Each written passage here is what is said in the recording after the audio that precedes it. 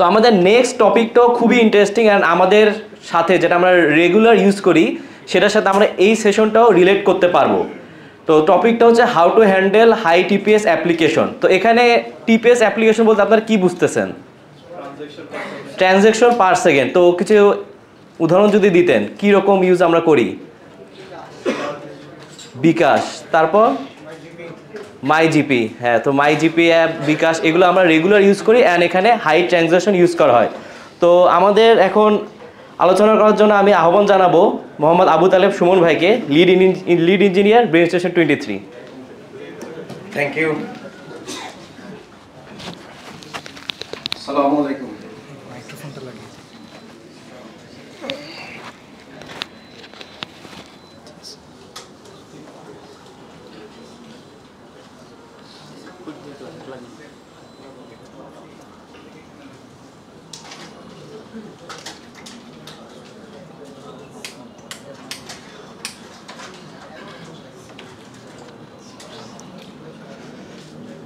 So অনেক দিন পরে আসলে এরকম অডিয়েন্সের সামনে কথা বলা। সো আমি আসলে একসময় বেসিসে ছিলাম, ওই সময় প্রচুর স্টুডেন্ট পড়াইছি, এরকম আমার প্রতিদিন 2-3টা ব্যাচে ক্লাস নিতে হইতো। তো ওইটা ছিল আজ থেকে প্রায় 6-7 বছর আগের ঘটনা। তো এরপরে আর এরকম অডিয়েন্সের সামনে কথা বলা হয়নি। সো মাঝখানে অনেকটা গ্যাপ, আর আমার স্লাইডটাও মোটামুটি সিম্পল অন্যদের তুলনায়। তো স্লাইডটা খুব বেশি ভালো করতে পারি নাই। আর তো টাইটেল দেখে আসলে বুঝতেই পারছেন, এখানে ট্রানজ্যাকশন বলতে আসলে আমরা অনেকেই অনেক রকম মিনিং করতেছি, যে টাকা পয়সার ট্রানজ্যাকশন হয়তো বা। এই জন্যই আমি আসলে TPS/RPS লিখে দিছি। মানে এই ট্রানজ্যাকশন, এই TPS/RPS বলতে আসলে প্রতি সেকেন্ডে সার্ভারের হিটকে বোঝানো হয়েছে। তো আমার আগে আসলে যে 2টা সেশন হয়েছে অত্যন্ত চমৎকার, বাট একটা কোশ্চেন আপনার কাছে শুরুতেই, সেটা হচ্ছে এইখানে PHP ডেভেলপার আছেন কতজন? যদি একটু মোস্টলি মেজরিটি। সো আপনারা আমাদের আনোয়ার ভাইয়ের একটা কথায় খুব দুঃখ পাইতে পারেন, আমি কিন্তু খুব কষ্ট পাইছি। আমি কিন্তু খুব কষ্ট পাইছি। কি কষ্ট বলেন তো? ভুলে গেছেন না? এই যে PHP হাই TPS হ্যান্ডেল করতে পারে না, বেশি কানেকশন নিয়ে কাজ করতে পারে না।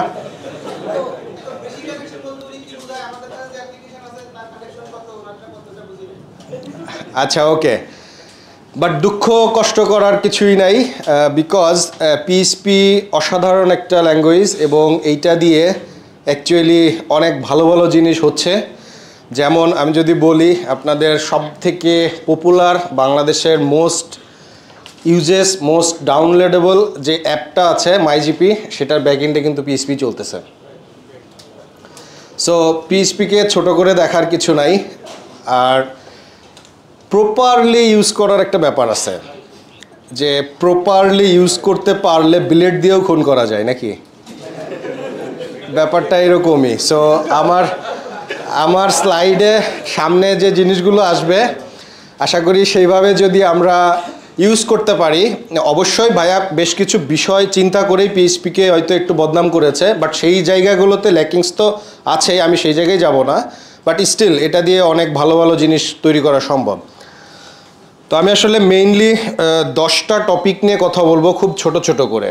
আমার আজকের ডিসকাশনের মেইন পয়েন্টগুলো এটা, যে আসলে একটা হাই TPS অ্যাপ্লিকেশন করতে গেলে যেই জিনিসগুলো মাথায় রাখতে হয়। যেমন আমরা আগের সেশনটা থেকে যে লার্নিংটা পেয়েছি, যে ভাইয়া পাঠাও যখন শুরু করে তখন একদম সিম্পল আর্কিটেকচার ছিল, তারপরে আস্তে আস্তে যখন ট্রাফিক বাড়ছে তখন এটাকে নেক্সট লেভেলে নিতে হয়েছে। সো ট্রাফিক বাড়ার সাথে সাথে আসলে ওনাদেরকে নতুন একটা স্টেপ নিতে হয়েছে।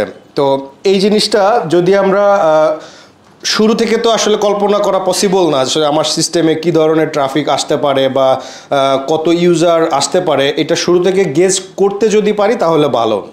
তো এরকম যদি আমরা পারি যে আসলে শুরুতে যদি আমরা গেস করতে পারি যে আমাদের অ্যাপ্লিকেশনটা কী ধরনের ইউজার ইউজ করবে, কত ইউজার আসবে, প্রতি সেকেন্ডে কী পরিমাণ হিট আসবে, এটা যদি আমরা ধারণা করতে পারি, তাহলে আসলে আমি যে 10টা এজেন্ডা নিয়ে কথা বলবো, এগুলো যদি প্রপারলি ফলো করি শুরু থেকেই, তাহলে আশা করছি মাইজিপি এবং তার থেকেও বড় কোনো অ্যাপ্লিকেশন ইজিলি হ্যান্ডেল করা সম্ভব।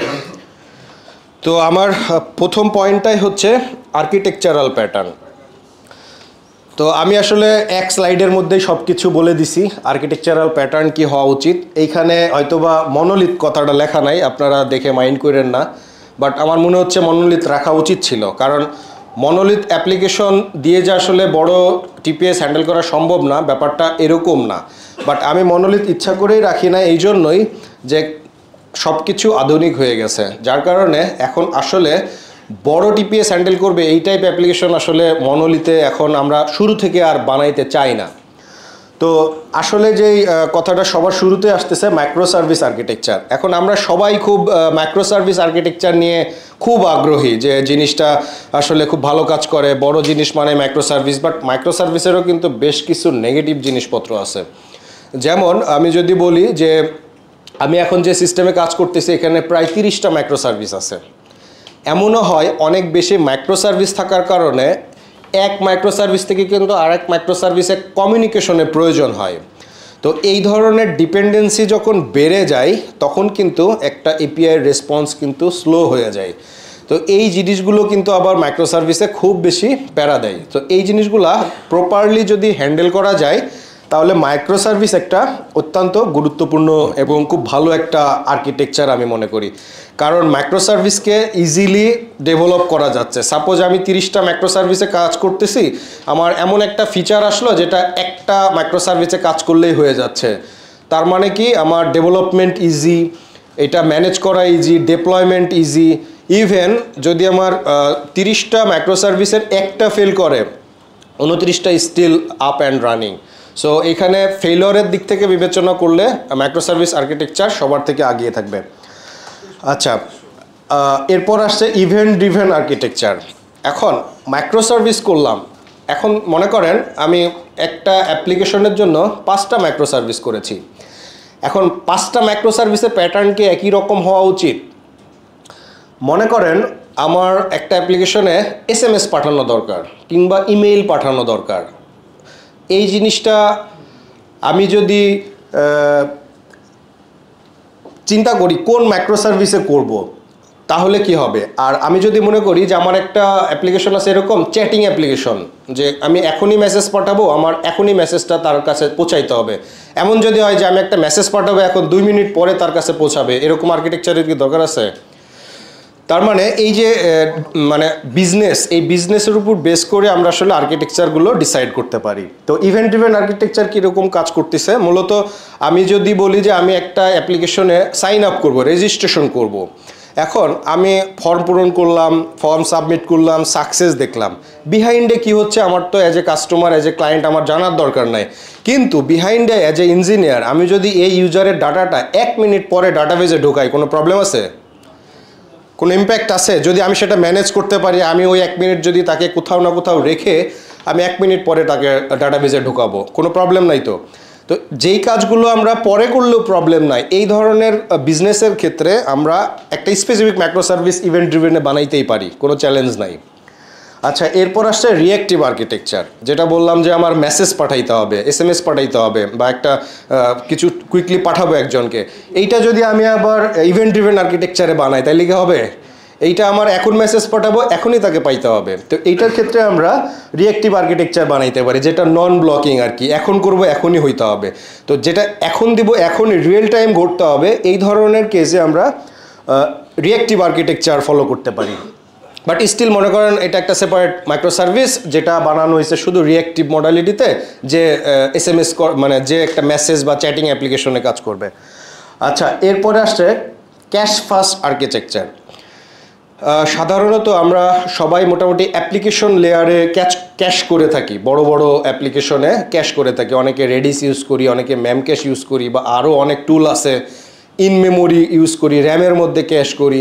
তো ক্যাশ ফার্স্ট আর্কিটেকচারটা যেভাবে কাজ করে সেটা হচ্ছে যে আমরা সাধারণত একটা রিকোয়েস্ট করার পরেই আমি আগে ক্যাশে চেক করি, যদি পাই দেন ক্যাশ থেকে সার্ভ করে দিচ্ছি, না হলে আমি এটাকে সামনের দিকে এগোচ্ছি, ডেটাবেস বা অন্য কোনো জায়গা থেকে কন্টেন্ট আনার চেষ্টা করতেছি। সো এই ধরনের আর্কিটেকচারটা হচ্ছে cash first architecture.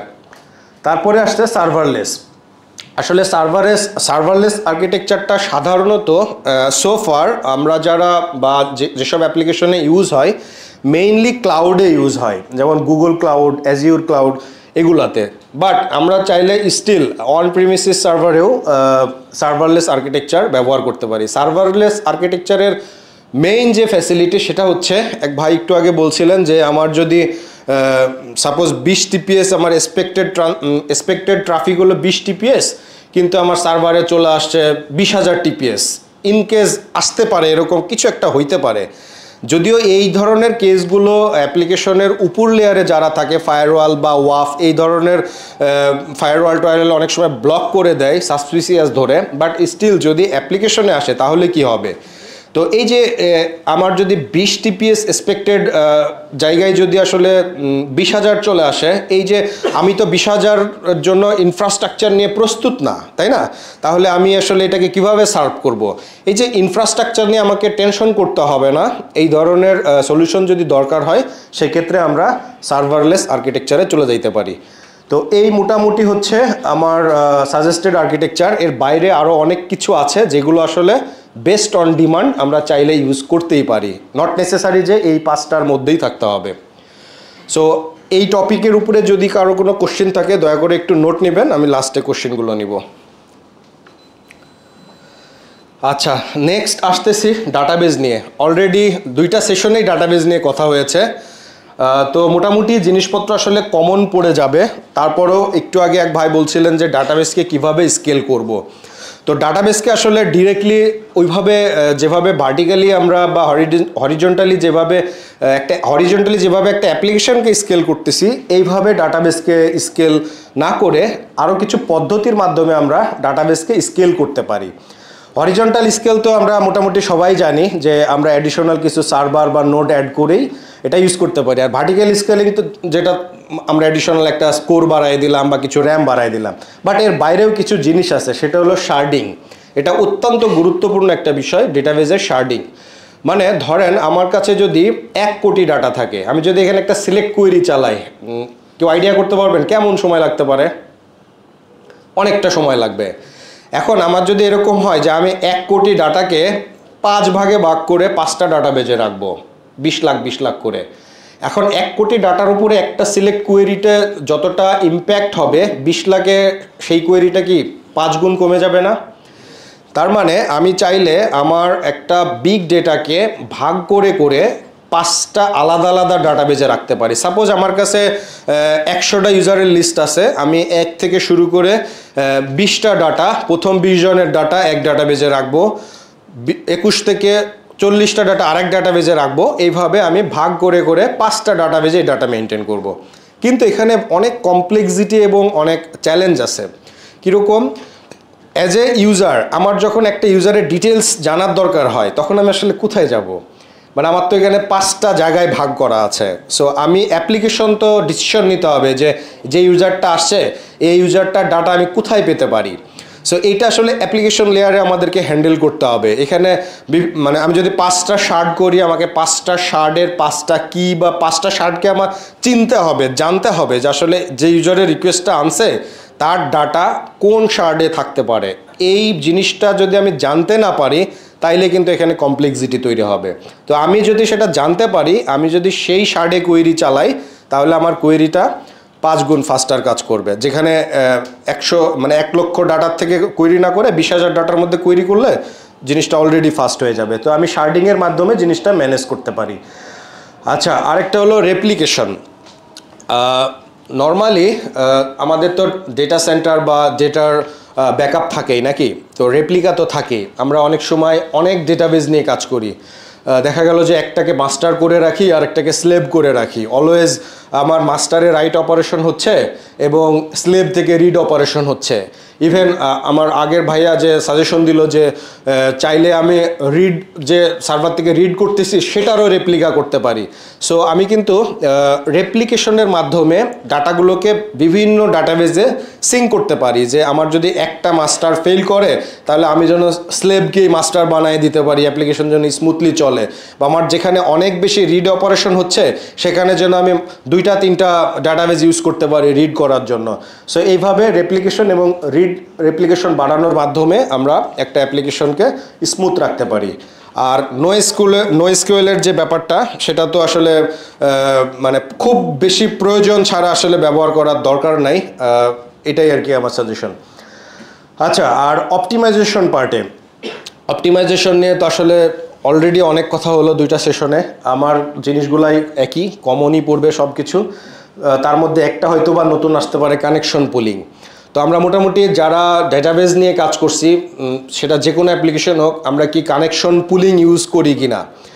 Connection pulling কিন্তু অত্যন্ত অত্যন্ত অত্যন্ত গুরুত্বপূর্ণ একটা বিষয়। যখন আসলে অনেক বেশি রিকোয়েস্ট আসছে, আমি ডাটাবেস পর্যন্ত যাওয়ার আগে তো আমি চেষ্টা করবই একটা রিকোয়েস্ট যেন ডাটাবেজে না যায়, বাট স্টিল যদি ডাটাবেজে অনেক বেশি রিকোয়েস্ট চলে আসে, একটা কানেকশন ক্রিয়েট করে এই কানেকশন দিয়ে ডাটাবেজের উপর অপারেশন চালিয়ে আবার কানেকশন ক্লোজ করে দেওয়া, এইটার থেকে আমি যদি একটা কানেকশন পুল ক্রিয়েট করে রাখি, সাপোজ আমার অলরেডি 100টা কানেকশন বানানো আছে এক জায়গায়, আমি ওইখান থেকে কানেকশনটা নিব, অপারেশন করব, আবার কানেকশনটা তার কাছে জমা দিয়ে দিব, এইভাবে যদি ইউজ করি, আমার কানেকশনটা ক্রিয়েট করতে এবং কানেকশনটা ক্লোজ করতে যেই পরিমাণ রিসোর্স ব্যবহার হইতো সেই রিসোর্সটুকু বেঁচে যাবে। সো কানেকশন পুলিং অত্যন্ত গুরুত্বপূর্ণ একটা বিষয় ডাটাবেজের সাথে কমিউনিকেশন করার জন্য। আচ্ছা, আর এরপরে ডাটাবেজ ইন্ডেক্সিং, যেটা নিয়ে তো অলরেডি কথা হয়েছে। আমরা খুব বেশি ডেটাবেসকে ইন্ডেক্স করব না, তবে এক ভাই কোশ্চেন করছিলেন যে ডেটাবেসকে আমি কখন কোনটাকে ইন্ডেক্স করব, অসংখ্য ফিল্ড আছে। অ্যাকচুয়ালি ডেটাবেজের ইন্ডেক্সিংয়েরও একটা লিমিট আছে, সম্ভবত একটা টেবিলে 64 ফিল্ডকে বা 64 ইন্ডেক্স ক্রিয়েট করা যায় মাইএসকিউএলের রিকমান্ড অনুযায়ী, বা বিভিন্ন ডেটাবেজে বিভিন্ন রকম সাজেশন থাকতে পারে, ডিফল্ট সাজেশন। সো আপনারা যখন ইন্ডেক্সিং ক্রিয়েট করবেন, অবশ্যই ইন্ডেক্সিং বেশি হইলে আপডেট এবং ক্রিয়েট অপারেশন বাড়বে, যেটা আমরা অলরেডি জানি। বাট যতটুক পর্যন্ত করা যায়, যে নাম্বারটা ডিফাইন করা, মাইএসকিউএল যেরকম বলতেছে যে 64 ইন্ডেক্সিং আপনি একটা টেবিলে করতে পারবেন, বাট আমরা সেটা তো প্রপারলি ইউটিলাইজ করতেই পারি চাইলে। আচ্ছা, এরপরে আসছি কোয়েরি অপটিমাইজেশন। এটা নিয়ে অলরেডি কথা হয়েছে যে আমরা স্টার ব্যবহার না করে যতটুক দরকার ততটুক ব্যবহার করব। আচ্ছা, লাস্টেরটুকু হচ্ছে ক্যাশিং। এটা হইতে পারে নতুন একটু, আমরা অনেকেই জানি যে মাইএসকিউএলেও ক্যাশিং করা যায়, এটা কি আমরা জানি? মানে আমরা যখন একটা কোয়েরি চালাচ্ছি যে সিলেক্ট স্টার ফ্রম অমুক বা select first name last name অমুক, এই কোয়েরিটাও কিন্তু ক্যাশিং করা যায়। এবং এই যে ক্যাশিং মেকানিজম, এটা কিন্তু মাইএসকিউএল, ওরাকল বা অন্যান্য যে সমস্ত আধুনিক ডেটাবেস আছে, এগুলো কিন্তু ডিফল্ট একটা ফিচার যে কোয়েরিকে ক্যাশ করা। তো কোয়েরি ক্যাশ করলে কি হবে, আপনি কানেকশন ক্রিয়েট করলেন একটা পুল থেকে নিয়ে, কোয়েরিটাও আপনার ক্যাশ করা। তো এইভাবে যদি ইউজ করি তাহলে যেটা হবে যে খুব দ্রুত মাইএসকিউএল থেকে আপনি ডেটা নিয়ে চলে আসতে পারবেন। তো এই ছিল মোটামুটি ডেটাবেজ নিয়ে। এর পরবর্তী টপিকটা হচ্ছে ক্যাশিং স্ট্র্যাটেজি। এইটা হচ্ছে এই সেশনের সব থেকে ইম্পর্টেন্ট পার্ট। আমরা আসলে অ্যাপ্লিকেশন বানাই ব্যাক এন্ড এবং ফ্রন্ট এন্ড, বাট কোন কোন জায়গাতে ক্যাশ করা যাইতে পারে, কোন ডাটা কোথায় ক্যাশ করা যাইতে পারে, এইটা যদি প্রপারলি জানি তাহলে আমাদের লাইফ একদম ইজি হয়। তো এখানে 5টা সেকশন আমি ইন্ট্রোডিউস করেছি।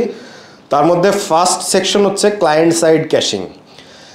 আজ থেকে 4 বছর আগে আমি একটা ইন্টারভিউ দিয়েছিলাম, ওই সময় আমাকে একটা কোশ্চেন করেছিল যে আমি একটা এপিআইতে এমন করে ক্যাশ করব ব্যাক এন্ডে, এই ক্যাশটা ফ্রন্ট এন্ডে ক্যাশ ধরে রাখবে, মানে ফ্রন্ট এন্ডের ক্যাশ ব্যাক এন্ড থেকে ম্যানেজ করব। তো আমি এটার অ্যান্সার দিতে পারি নাই। তো যখন কাজ করতে গেছি মানে তখন বুঝতে পারছি যে আসলে এটা কিভাবে করে। তো আমরা তো আসলে একটা এপিআই যখন রেসপন্স করি, রেসপন্সে কী দিই, বডি দিই, রেসপন্সে তো আমরা কিছু হেডারও পাঠাই, এটা কি খেয়াল করছেন? তো হেডারের মধ্যে চাইলে কিন্তু আমরা বেশ কিছু প্রপার্টি অ্যাডিশনালি দিতে পারি।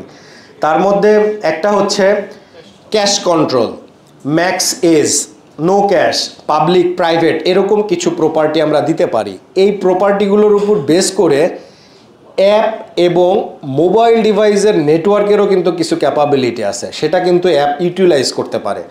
যেরকম আমি যদি ম্যাক্সেজ বলি, সাপোজ 300 সেকেন্ড, আপনার অ্যাপ কিন্তু ওই এপিআইটা কল করার সময় 300 সেকেন্ডের মধ্যে যদি আপনি ওই এপিআইটা আবার কল করেন অ্যাপ থেকে, মোস্ট অ্যাপে যেটা হবে যে অ্যাপ্লিকেশন এই কলটা আপনার মোবাইল ডিভাইসের নেটওয়ার্ক লাইব্রেরি হয়ে যখন কলটা বেরোবে, মোবাইলের নেটওয়ার্ক লাইব্রেরি বা নেটওয়ার্ক মডিউলে এই কলটা আটকাই দিবে। সে বলবে আমি এই কলটা করতে পারবো না, আমাকে বলা হয়েছে যে 300 সেকেন্ড এই কলটা আমাকে না করার জন্য। তার কাছে যে ডাটা আছে ক্যাশ, সেই ডাটাটাই সে সার্ভ করে দিবে। আচ্ছা, এরপরে আসছে নো ক্যাশ। আমি যদি নো ক্যাশ বলি হেডারে, তাহলে সে প্রতিবার এই এপিআই কল আমাকে করবেই। আমার তো সবসময় রিকোয়ারমেন্ট এরকম আসবে না যে 3 সেকেন্ড বা 5 সেকেন্ড আমাকে যেন কল না করে, এরকম তো আসবে। যেমন ব্যালেন্স, আমি যদি ব্যালেন্সে বলি যে তুমি আর 10 মিনিট আমাকে কল করো না, তাইলে কি হবে? আমি বিভিন্ন চ্যানেল দিয়ে আমার টাকা কাটতেছে, তো আমার ব্যালেন্স তো রিয়েল টাইম, তাই না? ওই জায়গায় তো আমি চাইলে আমি অ্যাক্সেস দিতে পারবো না। ওই জায়গায় আমার কি দিতে হবে? যেন ফোর্সফুলি আমাকে কল করে, সেই জন্য আমি নো ক্যাশ দিতে পারি। এরকম পাবলিক এবং প্রাইভেটেরও কিছু ফ্যাসিলিটি আছে। আচ্ছা, এরপরে যখন কলটা চলেই আসলো ব্যাকএন্ডে প্রথমে কোথায় হিট করবে? আমার সার্ভার কনফিগারেশন, সেটা হইতে পারে ইঞ্জিনেক্স, সেটা হইতে পারে অ্যাপাচি, সেটা হইতে পারে টমক্যাট বা এরকম অনেক কিছু আছে। তা ধরে নিচ্ছি ইঞ্জিনেক্স। এখন ইঞ্জিনেক্সের কিন্তু ব্যাপক ক্যাপাবিলিটি আছে, ইঞ্জিনেক্স এবং ইঞ্জিনেক্স প্লাস নিয়ে কেউ কাজ করেছেন? আচ্ছা, ইঞ্জিনেক্স প্লাসটা হচ্ছে ইঞ্জিনেক্সের পেইড ভার্সন। ইঞ্জিনেক্স প্লাস এবং ইঞ্জিনেক্স স্টিল ফ্রি ভার্সনেও অনেক ফ্যাসিলিটি আছে। কীরকম ফ্যাসিলিটি? আমি চাইলে আমার একটা রিকোয়েস্ট আমার অ্যাপ্লিকেশন পর্যন্ত নিবই না, এই রিকোয়েস্টকে আমি ইঞ্জিনেক্স থেকেই ফেরত দিয়ে দিব, কিছু একটা রেসপন্স করে ফেরত দিয়ে দিব, এই ক্যাপাবিলিটি আছে। ইভেন আমরা যে পেজে HTML CSS বা ইমেজ লোড করি, এগুলাও চাইলে আমি ইঞ্জিনেক্সে ক্যাশ করতে পারি। আমার সার্ভার পর্যন্ত, মানে আমার অ্যাপ্লিকেশন পর্যন্ত এই রিকোয়েস্টটা আসবেই না, সে রিকোয়েস্ট করবে, ইঞ্জিনেক্স লেয়ারে আসবে, আমি যেভাবে কনফিগার করে রেখেছি সেই অনুযায়ী সে সেই স্ট্যাটিক কন্টেন্ট নিয়ে চলে যাবে। তো আমরা ইঞ্জিনেক্স লেয়ারে অনেক কিছু ক্যাশ করতে পারি। এছাড়া আমি ডাইনামিক কন্টেন্টও চাইলে ইঞ্জিনেক্স লেয়ারে ক্যাশ করতে পারি। যেমন ধরেন আমি একটা অ্যাপ বানাইলাম যেখানে স্কোর দেখাবো, ক্রিকেটের স্কোর। এখন ক্রিকেটের প্রতিটা বল কতক্ষণ পর পর হয়? নিশ্চয়ই 30 সেকেন্ড পর পর, তাই না? তার মানে আমার স্কোরটা মিনিমাম কতক্ষণ পর আপডেট হতে পারে? 30 সেকেন্ডের আগে তো আপডেট হওয়ার কথা না। আর যদি হয়েও থাকে, আমি ডিসাইড করছি যে আমি আসলে 30 সেকেন্ড পর পর কল নিব, এর আগে না। তো আমি কি করতে পারি? আমি একটা স্কোর জেনারেট করে এমন জায়গায় রাখতে পারি যেই জায়গা থেকে ইঞ্জিনেক্সের ক্যাপাবিলিটি আছে, আমাদের যে ডিস্ক আছে সিস্টেমের, ডিস্ক থেকে যে কোনো ফাইল পড়ার ক্যাপাবিলিটি আছে ইঞ্জিনেক্সের, সেটা জেসন হোক, HTML হোক, CSS হোক, ইমেজ হোক। তো আমি একটা রেজাল্ট জেনারেট করে একটা জায়গায় রাখলাম, একটা জেসন বানায় বা হোয়াটএভার। তো ইঞ্জিনেক্সকে বলছি কেউ যদি স্কোর নিতে আসে, তারে ওই জেসন ফাইলটা রিড করে তুমি সার্ভ করে দিবা, আর আমি ওইদিকে তলে তলে আমার কিছু একটা মেকানিজম চালায়ে ওই স্কোরটাকে আপডেট করতেছি। তার মানে অ্যাকচুয়ালি আমার অ্যাপ্লিকেশনে ডিরেক্ট কোনো কলই আসলো না, যখন আমার প্রচুর কল আসতেছে কিন্তু আমার অ্যাপ্লিকেশন হ্যাম্পার্ড না, কারণ সে ইঞ্জিনেক্স থেকেই রেজাল্ট নিয়ে চলে যাচ্ছে। তো ইঞ্জিনেক্স ক্যাশিংয়ের পরে সব কিছু তো আমি ইঞ্জিনেক্সে ক্যাশ করতে পারবো না, ইঞ্জিনেক্স ক্যাশেরও কিছু লিমিটেশনস আছে, ডিস্কের কিছু লিমিটেশনস আছে। তো এরপরে চলে আসে সার্ভার সাইড ক্যাশিং। এখন কিছু ডাটা আছে যে আমাকে সার্ভার থেকেই সার্ভ করতে হবে। এখন সার্ভার থেকে যদি সার্ভ করতে চাই, সার্ভারে আমি কি ধরনের ডেটা ক্যাশ করতে পারি? আমি তো ব্যালেন্স ক্যাশ করতে পারবো না, কিন্তু আমি একটা ইউজারের ইনফরমেশন কি ক্যাশ করতে পারবো না? আমার নাম, ঠিকানা, তাই না? বা আমি গতকালকে পর্যন্ত কি করছি, হিস্টোরিটা কি, এটা তো ক্যাশ করতে পারবো গতকাল পর্যন্ত। তো এরকম অনেক কিছুই আছে যেটা আমি আমার অ্যাপ্লিকেশন লেয়ারে ক্যাশ করতে পারবো। তো এই ধরনের জিনিসগুলো আমি সার্ভার সাইড ক্যাশ করব। তো সার্ভার সাইড ক্যাশিংয়ের জন্য সব থেকে পপুলার যে টুল রেডিস, সেটা আমরা ইউজ করতে পারি, ম্যাম ক্যাশ ইউজ করতে পারি, বাট স্টিল রেডিসের ক্যাপাবিলিটি অনেক বেশি, যার কারণে রেডিসটা এখন মোস্ট পপুলার। আচ্ছা, এবার আসি ক্যাশিং বাই বাইট কোড। আমরা সবাই পিএইচপি নিয়ে কাজ করেছি। আমরা কি কেউ অফ ক্যাশ নিয়ে কাজ করেছি? অফ ক্যাশ 1 জন 2 জন 3 জন 4 জন, টার্মটাই নতুন মনে হচ্ছে, তাই না? পিএইচপির কিন্তু খুব সুন্দর একটা ফ্যাসিলিটি আছে অফ ক্যাশ, যেটা হচ্ছে জেন দিয়ে থাকে। পিএইচপির ইঞ্জিন তো জেন্ডের নাকি? তো পিএইচপি কিভাবে কাজ করে? পিএইচপি তো নর্মালি একটা স্ক্রিপ্টকে তার বাইট কোডে কনভার্ট করে নাকি? এখন এই যে বাইট কোডে কনভার্ট করে, কনভার্টের পরে তো একটা রেজাল্ট আসে না? এই রেজাল্টকে যদি ক্যাশ করে ফেলা যায় তাহলে কি হবে? মনে করেন index.php সে রিটার্ন করবে রিটার্ন হ্যালো ওয়ার্ল্ড। এখন রিটার্ন হ্যালো ওয়ার্ল্ড এই জিনিসটা যখন বাইট কোডে কনভার্ট করে রিটার্ন করবে, আর যদি অলরেডি সেটার বাইট কোড থাকে, আমি যদি শুধু বাইট কোডটা চালাই, তাহলে দুইটার মধ্যে ডিফারেন্স কি? যখন আমি হাই টিপিএসে লোড দিব, কিছু তো একটা ডিফারেন্স থাকবে। সো আমরা যদি পিএইচপির অফ ক্যাশ ইউজ করতে পারি, এই অফ ক্যাশ আপনাকে অনেক বেশি স্মুথনেস দিবে আপনার পিএইচপি স্ক্রিপ্ট রান করার ক্ষেত্রে। তো নট অনলি পিএইচপি ছাড়াও অনেক কিছু আছে, যেমন জাভা, পাইথন, নোডজেস, সব ধরনের ল্যাঙ্গুয়েজেই এই ফ্যাসিলিটিটা আছে যে আমি যখন একটা স্ক্রিপ্টকে মেশিন রিডেবল স্ক্রিপ্টে কনভার্ট করতেছি, এই যে কনভার্টিংয়ের যে বাইট কোড, এইটাকে যদি আমি ক্যাশ করে ফেলি, তাহলে প্রত্যেকবার যখন ওই স্ক্রিপ্টটা রান করবে, ওই ক্যাশ বাইট কোড থেকে আপনাকে রান করে রেজাল্ট নিয়ে দিয়ে দিবে। এই জায়গায় অনেক বেশি ইম্প্যাক্ট পড়বে তখন যখন আপনার অ্যাপ্লিকেশনে হাই টিপিএস আসবে। নর্মালি আপনি এটা টের পাবেন না, কিচ্ছু বুঝতে পারবেন না, বাট যখন আপনি কোনো একটা লোড টেস্টিং টুল দিয়ে যদি টেস্ট করে থাকেন এই পারফরমেন্সটা, আশা করি বুঝতে পারবেন। আচ্ছা, এরপরে আসছে ডাটাবেজ লেভেল ক্যাশিং। এটা আমি অলরেডি আলোচনা করে ফেলছি যে ডাটাবেজের কোয়েরি ক্যাশ করা যায়, এবং এই যে ডাটাবেজের কোয়েরি ক্যাশ করা যায়, এখানেও কিন্তু টিটিএল সেট করে দেওয়া যায়। যেমন আমি যদি ইউজার টেবিল থেকে ইউজার পিক করি, এখন ইউজার টেবিলে কি আপডেট হইতে পারে না অন্য কোনো জায়গা থেকে? তা আমার ওই ক্যাশ ডাটাই যদি অলওয়েজ দিয়ে দেয় তাইলে তো হলো না। সো আমি বলে দিতে পারবো যে আমার ইউজার টেবিলের এই কোয়েরিটা কতক্ষণ ক্যাশ থাকবে, 30 সেকেন্ড নাকি 1 মিনিট, এরকম টিটিএল মেনটেন করেও আমি ক্যাশ করতে পারি। যেই ক্যাপাবিলিটি আমাদের যে ডেটাবেস সার্ভারের ইঞ্জিন আছে সেগুলোতে বাই ডিফল্ট আছে, আমাদের শুধু ইউটিলাইজ করতে হবে। তো এই ছিল হচ্ছে আমার ক্যাশিং স্ট্র্যাটেজি। এরপরে আসছে আচ্ছা web server and load balancing. এখন ওয়েব সার্ভারের ক্ষেত্রে আমরা কি ধরনের ওয়েব সার্ভার হওয়া উচিত? আসলে মার্কেটে তো অসংখ্য ধরনের ওয়েব সার্ভার আছে, অ্যাপাচি আছে, ইঞ্জিনেক্স আছে, টমক্যাট আছে, মাইক্রোসফটের আইআইএস না কি যেন এটা আছে, অনেক কিছু আছে না? তো অ্যাকচুয়ালি আমাদের ইউজ করা উচিত এমন একটা ওয়েব সার্ভার যেটা খুবই লাইট ওয়েট। এই দিক থেকে মোটামুটি সবার থেকে এগিয়ে আছে ইঞ্জিনেক্স। এবং যদি এটা এন্টারপ্রাইজ লেভেলের অ্যাপ্লিকেশন হয়, বড়সড় অ্যাপ্লিকেশন হয়, হাই টিপিএস অ্যাপ্লিকেশন হয়, যদি ইঞ্জিনেক্সের প্রিমিয়াম ভার্সন পারচেস করার ক্যাপাবিলিটি থাকে, ইঞ্জিনেক্স প্লাস কেনার, তাহলে তার কথাই নাই। তো আমরা ওয়েব সার্ভার হিসেবে ইঞ্জিনেক্সকে ইউজ করতে পারি। ইঞ্জিনেক্স আসলে অ্যাসিনক্রোনাস এবং ইভেন্ট ড্রিভেন আর্কিটেকচারে কাজ করে। মানে আমি যখন ইঞ্জিনেক্সে একটা রিকোয়েস্ট নিয়ে আসতেছি, ইঞ্জিনেক্স এটাকে সকেটের মাধ্যমে পিএইচপি এফপিএম এর কাছে পাঠিয়ে দিচ্ছে, পিএইচপি এফপিএম এটাকে সুন্দর মতো প্রসেস করে সকেটের থ্রুতে আবার রিটার্ন করতেছে। সো এই জিনিসগুলো যদি প্রপারলি ইউজ করা যায়, এখন যে আমি আবার বলতেছি যে আমি সকেটের মাধ্যমে পিএইচপি এফপিএম ইউজ করতেছি, এখানেও কিছু কথা আছে। কথা হচ্ছে আমরা যখন 5টা কোর দরকার হবে, এই জিনিসগুলো কিন্তু এখন অনলাইনে অ্যাভেলেবল। সো আমরা যখন একটা মাইক্রো সার্ভিস চিন্তা করতেছি একটা ভিএমে ডিপ্লয় করার, তখন কিন্তু এই ভিএমটার কনফিগারেশন কি হবে, আমরা চাইলে এটাকে 100 জিবি র্যাম দেওয়ার দরকার নাই, চাইলে এটাকে অনেক বেশি বড় করার দরকার নাই। কারণ হচ্ছে যে আমি তো জানি যে এই মাইক্রো সার্ভিসে কী পরিমাণ হিট আসবে, আমি কিন্তু সেই হিট এবং প্রসেস টাইম ক্যালকুলেশন করে আবার মাইক্রো সার্ভিসের হার্ডওয়্যারগুলো কনফিগার করতে পারি। আচ্ছা, এরপরে আসছি লোড ব্যালেন্সিংয়ে। মোটামুটি আমরা যারা সফটওয়্যার লেভেলে লোড ব্যালেন্স করে থাকি, সবাই তো মোটামুটি লেভেলে ইঞ্জিনেক্সই ব্যবহার করি।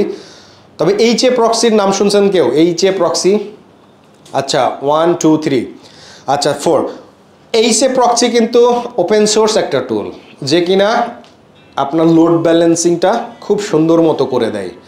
মানে এখানে যতই ম্যাক্রো সার্ভিস থাক, এক এক ম্যাক্রো সার্ভিসের আবার 10টা 30টা 20টা করে ইনস্ট্যান্স থাকতে পারে, কিন্তু এইচএ প্রক্সি এই জিনিসটা এত সুন্দরভাবে হ্যান্ডেল করে, যেটা আসলে প্র্যাকটিক্যালি আমরা দেখেছি, যে আমরা নিজেরাও ইউজ করি, যে এইচএ প্রক্সি লোড ব্যালেন্সিংয়ের ক্ষেত্রে অত্যন্ত ভালো পারফরমেন্স দেখায়।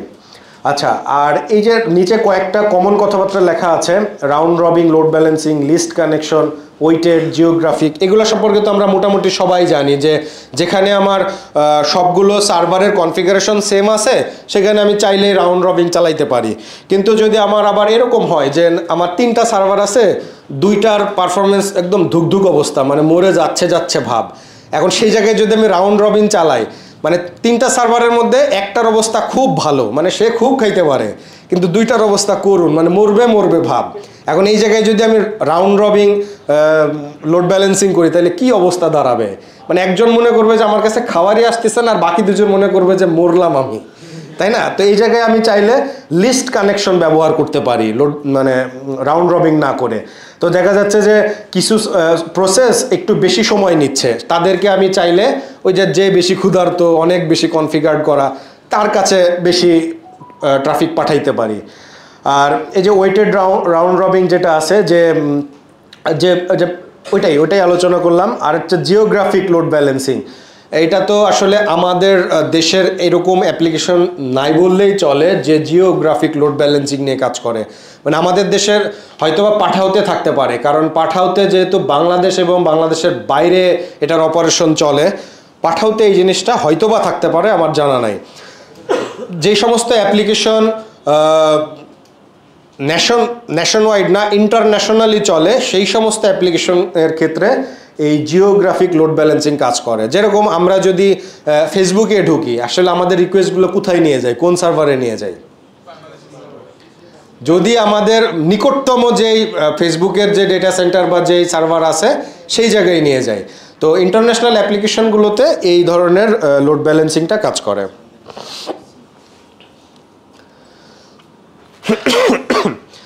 আচ্ছা, তো মোটামুটি আসলে আমার মেইন টপিক কাভার হয়ে গেছে। এরপরে এই জায়গা থেকে সামনের দিকে যে 2-3টা টপিক আসবে, এগুলো হচ্ছে খুব মিনিমাল লেভেলে, সেটা হচ্ছে কোডের অপটিমাইজেশন। অ্যাকচুয়ালি আমরা যখন কোড লিখি তখন কয়জন অপটিমাইজেশনের কথা চিন্তা করি?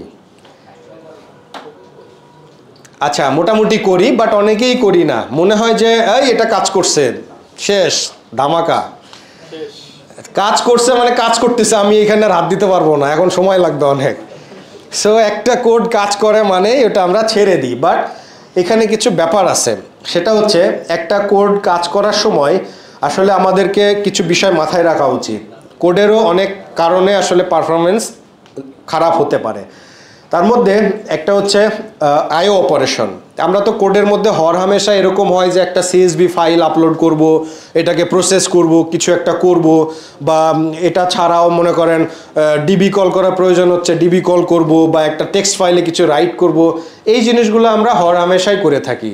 তো এই জিনিসগুলো যদি অন দ্য ফ্লাই করে থাকি, মানে ক্লায়েন্ট রিকোয়েস্ট করলো একটা পিডিএফ আপলোড করার, এখন এই পিডিএফটা আপলোড হওয়া পর্যন্ত, সার্ভার থেকে তাকে ফাইলটা এক জায়গায় মুভ করা পর্যন্ত টোটাল প্রসেস শেষ করে যদি তাকে রেসপন্স দিতে হয়, এইটা যদি 1 লক্ষ ইউজার করে, তাহলে কি দাঁড়াবে সিস্টেমের অবস্থা? তো এই সমস্ত ক্ষেত্রে আমাদেরকে চিন্তা করতে হবে যে আমরা আসলে অন দ্য ফ্লাই, ইউজার যখনই রিকোয়েস্ট করছে তখনও কি এটা আমরা করে দিব, নাকি এই রিকোয়েস্টটা নিয়ে ইউজারকে বলবো যে তোমার কাজটা অনগোয়িং চলতেছে বা পেন্ডিং বা কিছু একটা, আমি তলে তলে কাজটা করব কিনা, এই ব্যাপারটা ওই যে ইভেন্ট ড্রিভেন যে ব্যাপারটা আমি বলে আসলাম, সেই চিন্তাটা করব কিনা এই জায়গাতে। তারপরে অনেক সময় কোড রিভিউ করতে যেয়ে দেখি যে প্রচুর পরিমাণে নেস্টেড লুপ পাওয়া যায়। যে একটা বড় অ্যারে আসছে, এই অ্যারের মধ্যে আমি একটা লুপ চালাইলাম, সাপোজ আমি কান্ট্রি লিস্টকে লুপ করলাম, এরপরে আসলো সিটিকে লুপ করলাম, এরপরে আসলো পোস্টাল কোড, হাবিজাবি, এরকম অনেক নেস্টেড লুপ থাকে। তো এই ধরনের নেস্টেড লুপ ছোট ডাটার ক্ষেত্রে ঠিক আছে, আপনি কিচ্ছু টের পাবেন না, কিন্তু ডাটা দিনে দিনে যখন বড় হয়ে যাবে, কোড তো বড় হয়নি, কোড তো সেটাই রয়ে গেছে যেটা প্রথম দিন লিখেছেন, বাট একটা সময় যখন ডাটা অনেক বড় হয়ে যাবে তখন দেখবেন কোনো না কোনো জায়গায় হ্যাম্পার হচ্ছে, খুঁজতে খুঁজতে যেয়ে দেখবেন যে আসলে এখানে অনেকগুলো লুপ চালানো হয়েছিল, অনেক নেস্টেড লুপ চালানো হয়েছিল, যার কারণে এই পারফরমেন্সটা কমে গেছে। তো নেস্টেড লুপ চলার ক্ষেত্রে এই জিনিসটা একটু খেয়াল রাখতে হবে। আর মেমোরি লিকের প্রবলেমে কে কে পড়ছেন?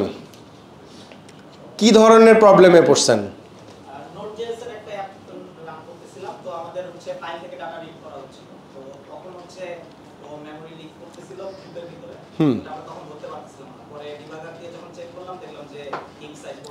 তো যেটা হচ্ছিল আপনার ক্ষেত্রে সেটা হলো ফাইলটা যখনই আপনি আপলোড করে সাবমিট দিচ্ছিলেন, ফাইলের যত কন্টেন্ট র্যামের মধ্যে লোড করে ফেলতেছিল, র্যাম একসময় ব্ল্যাঙ্ক হয়ে যাচ্ছিল, র্যাম ছিল না আর, এই কারণেই এই প্রবলেমটা হচ্ছিল। তো এইটার ক্ষেত্রে আমি যদি একটা ফাইল মানে রিড করতে যদি আমি র্যাম খেয়ে ফেলি, তাইলে আমার ওই সিস্টেমের বাকি প্রসেসগুলো কোন র্যাম দিয়ে চলবে? র্যাম তো একটাই।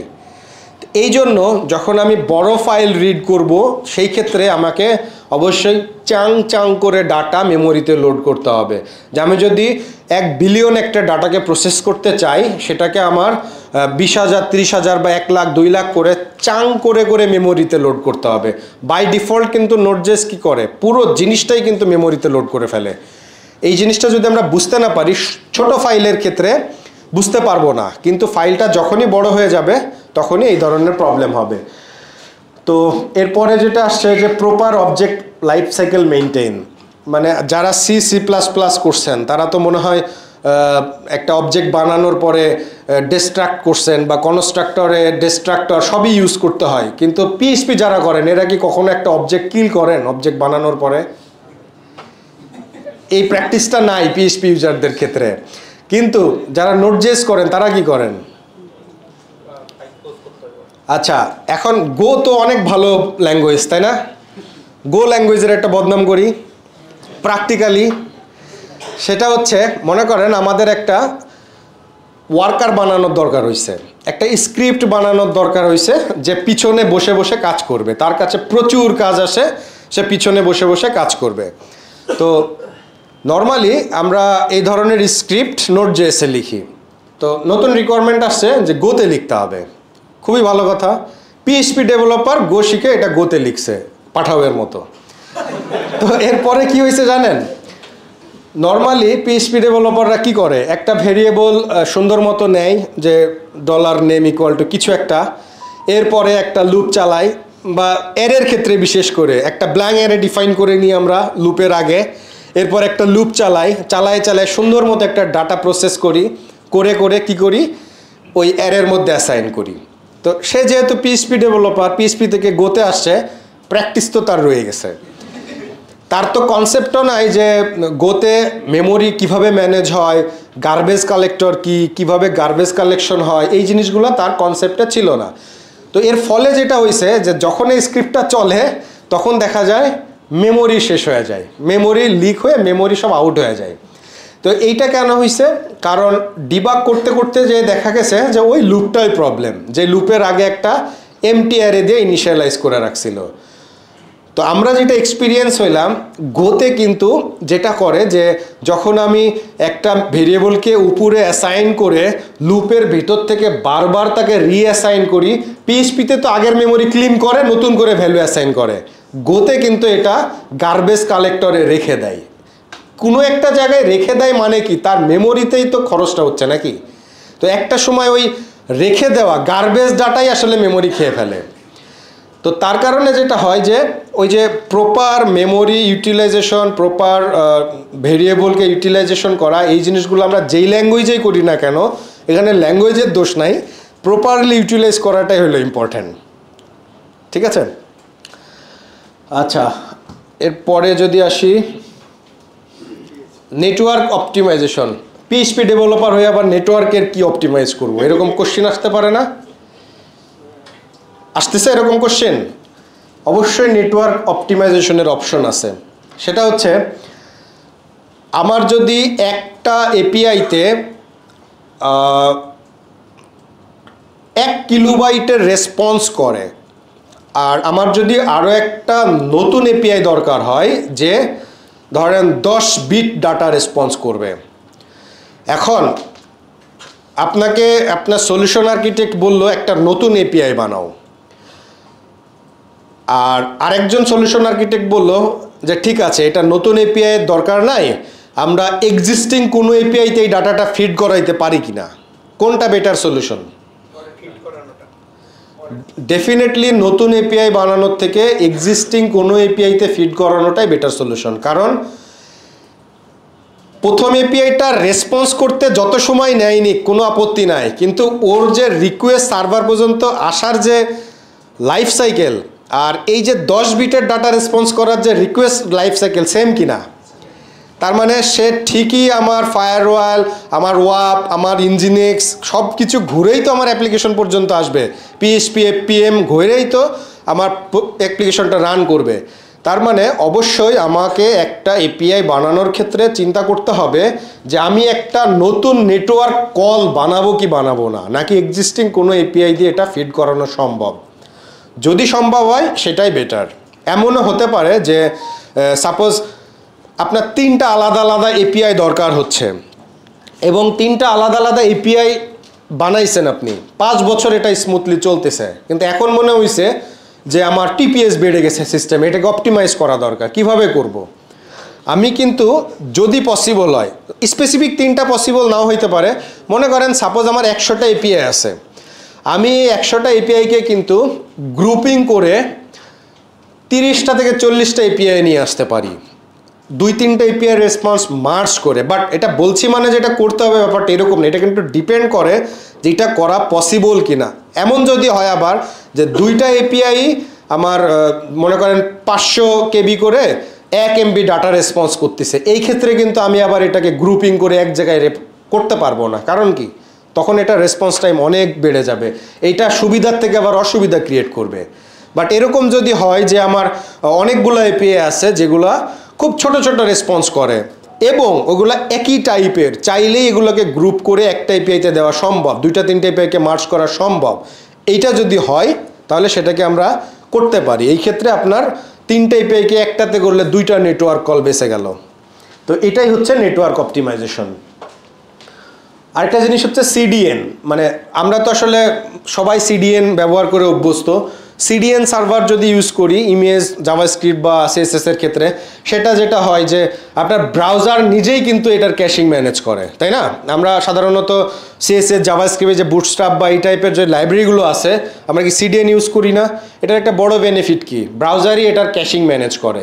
সো এই টাইপের যদি কোনো কন্টেন্ট থাকে আমরা অবশ্যই এটাকে সিডিএন হিসেবে ব্যবহার করতে পারবো।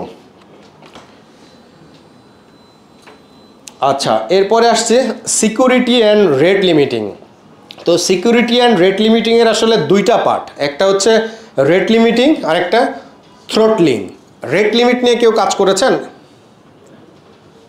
আচ্ছা, কয়েকজন। সো রেট লিমিট বলতে আসলে কি বুঝি নর্মাল অর্থে?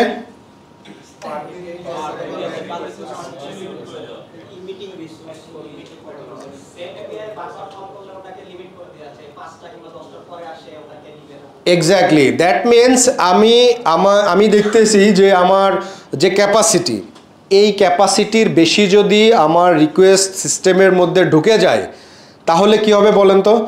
যারা অলরেডি ঢুকে আছে সিস্টেমের মধ্যে, রিকোয়েস্ট প্রসেস হচ্ছে, এখনও রেসপন্স করে নাই, তাদের প্রসেসটাও হ্যাম্পার হবে। এবং যারা আসতেছে, যেরকম যে টিকিট কাটার দিন কি হয়, রেল লাইনের টিকিট কাটা ঈদের সময় ঢুকতেই পারি না, এটার কারণ কি? এবং যারা ঢুকে আছে এরাও ঠিক মতো অনেক সময় টিকিট কাটতে পারে না।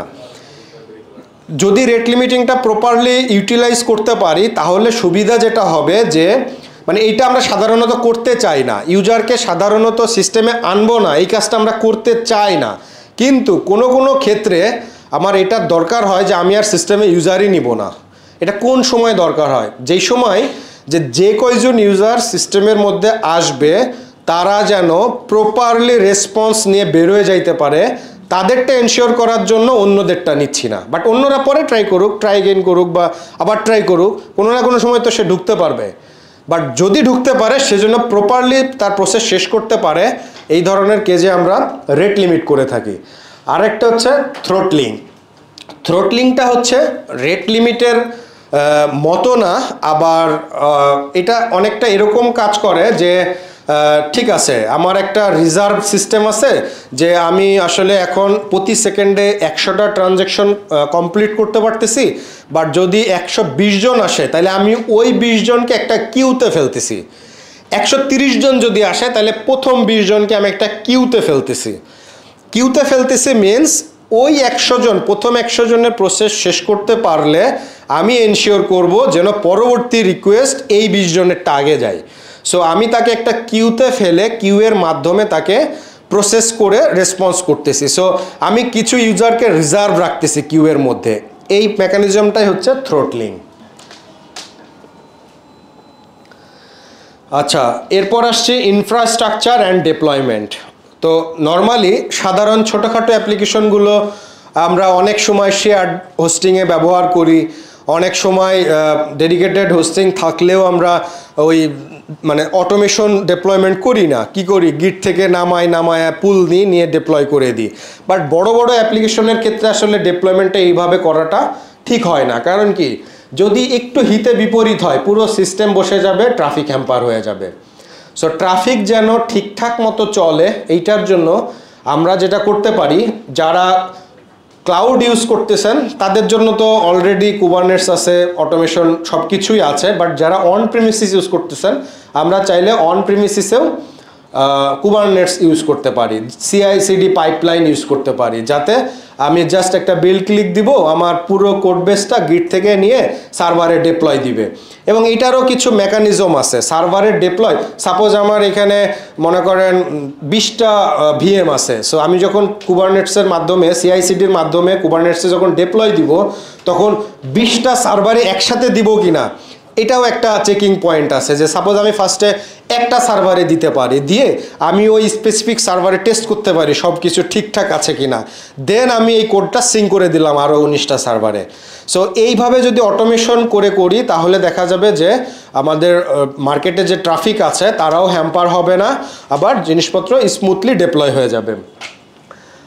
আচ্ছা, আর অটো স্কেলিংয়ের যে ব্যাপারটা আছে সেটা হচ্ছে যে ক্লাউডে তো অনেক কিছুই অটো স্কেল করে ফেলে, আমরা অনেক কিছু বুঝিই না। তবে যদি আমরা আমাদের অন প্রিমিসিস সার্ভার ইউজ করি, সেক্ষেত্রে কিন্তু আমরা যখন একটা ভিএমকে কনফিগার করি কুবারনেটসের মাধ্যমে, কুবারনেটসে যখন আমরা ডিপ্লয় দিই, তখন কিন্তু আমি বলে দিতে পারি যে আমার এই ভিএমের মধ্যে যখন মেমোরি ইউটিলাইজেশন 70% হবে, CPU ইউটিলাইজেশন 80% হবে, তখন যেন এই যে ভিএম এটার যে কুবারনেটসে যেটাকে পড বলা হয়, এই পড যেন নতুন করে আরেকটা স্কেল আপ হয়ে যায়। সো আমি কিন্তু চাইলে এই জিনিসগুলো কনফিগার করে বলে দিতে পারতেছি যে যখনই আমার CPU বেড়ে যাবে, মেমোরি বেড়ে যাবে, তার মানে আমার ট্রাফিক বাড়ছে, তখন যেন তার নিজের একটা ইনস্ট্যান্ট ক্রিয়েট করে ফেলে। তো এই জিনিসটা আমরা কুবারনেটসের মাধ্যমে খুবই ইজিলি করতে পারি, ইভেন আমাদের নিজেদের অন প্রিমিসিস সার্ভারেও। আচ্ছা, এই জিনিসটা আসলে অ্যাপ্লিকেশন ধরে রাখার জন্য খুব একটা ইম্পর্টেন্ট না, বাট খুবই ইম্পর্টেন্ট ফর কাস্টমার। কারণ কাস্টমার এই জিনিস কি করবে আসলে, কাস্টমার এই জিনিস মনে করেন আপনার 1 কোটি কাস্টমারের মধ্যে একজন আপনাকে কমপ্লেন করবে আমি বিকাশে টাকা পাঠাইছি, টাকা যায়নি। এখন আপনার লজিক তো সবার জন্য সেম কাজ করতেছে, কিন্তু একজনের কেন প্রবলেম? এখন এই যে একজনের প্রবলেম, এই প্রবলেমটা আপনি কিভাবে আইডেন্টিফাই করবেন? মাথায় কি চিন্তা আসতেছে, মানে প্রতি সেকেন্ডে আমার 5000 7000 ইউজারের রিকোয়েস্ট আসতেছে প্রতি সেকেন্ডে। এই সন্ধ্যা হয়ে গেছে মানে এখন মনে করেন একটা অ্যাপ্লিকেশনে 7000 রিকোয়েস্ট আসতেছে প্রতি সেকেন্ডে।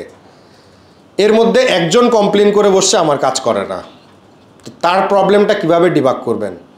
এবং BTRC বলছে এই প্রবলেম যদি 3 দিনের মধ্যে সলিউশন না করেন তাহলে আপনার মামলা হবে।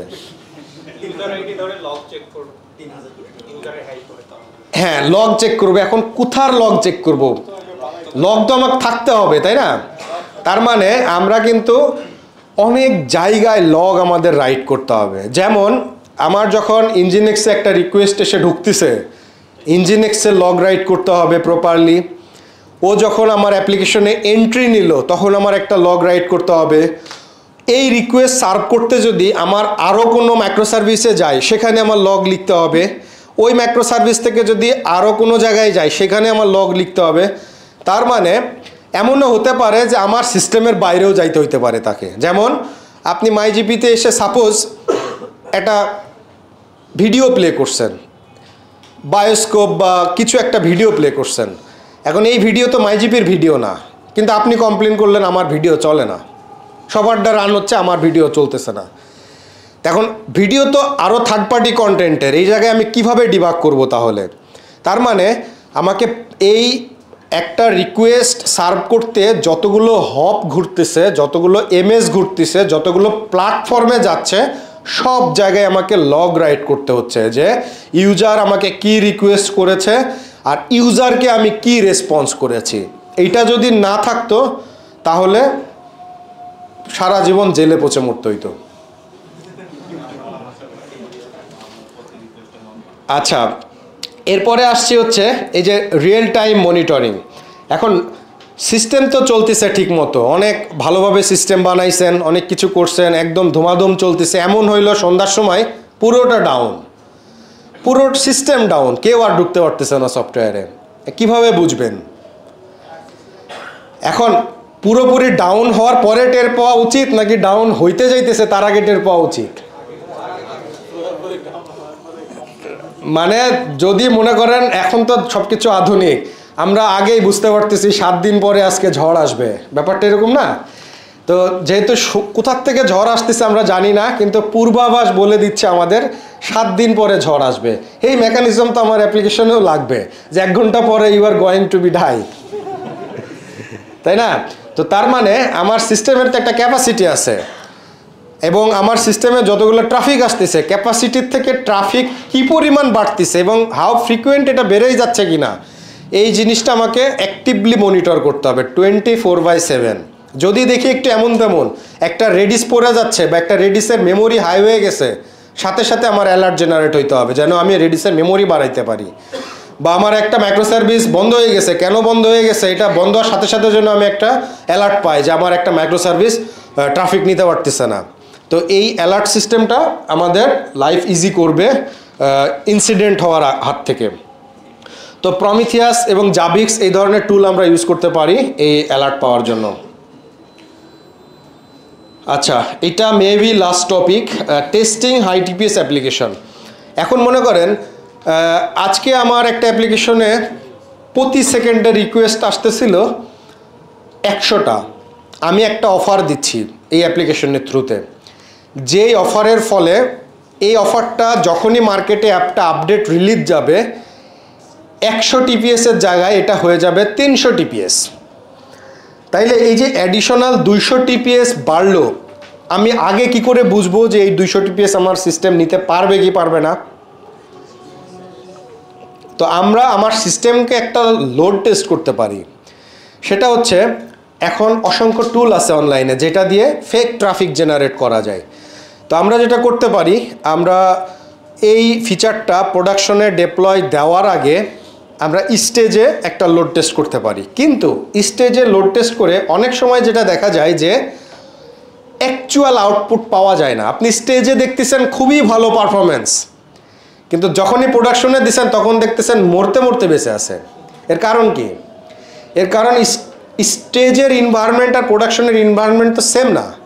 প্রোডাকশনে দেওয়া আছে অনেক অনেক রিসোর্স, অনেক অনেক র্যাম, অনেক অনেক সিপিইউ, যেটা তো আমার স্টেজে নাই। তার মানে এই জিনিসটা এমনভাবে করতে হবে যেন লোড টেস্টটা প্রোডাকশনেই করা যায়। অ্যান্ড প্রোডাকশনে লোড টেস্ট করলে কি হবে? আমার তো ক্যাপাসিটিই আছে 100 টিপিএস এর প্রোডাকশনে। এখন যদি আমি এখানে 200 TPS extra fake request generate করে প্রোডাকশনে দিই, তো আমি লোড টেস্ট করতে যাই তো সিস্টেম ধসায় ফেলবো, তাই না? তাহলে এটা কিভাবে করব?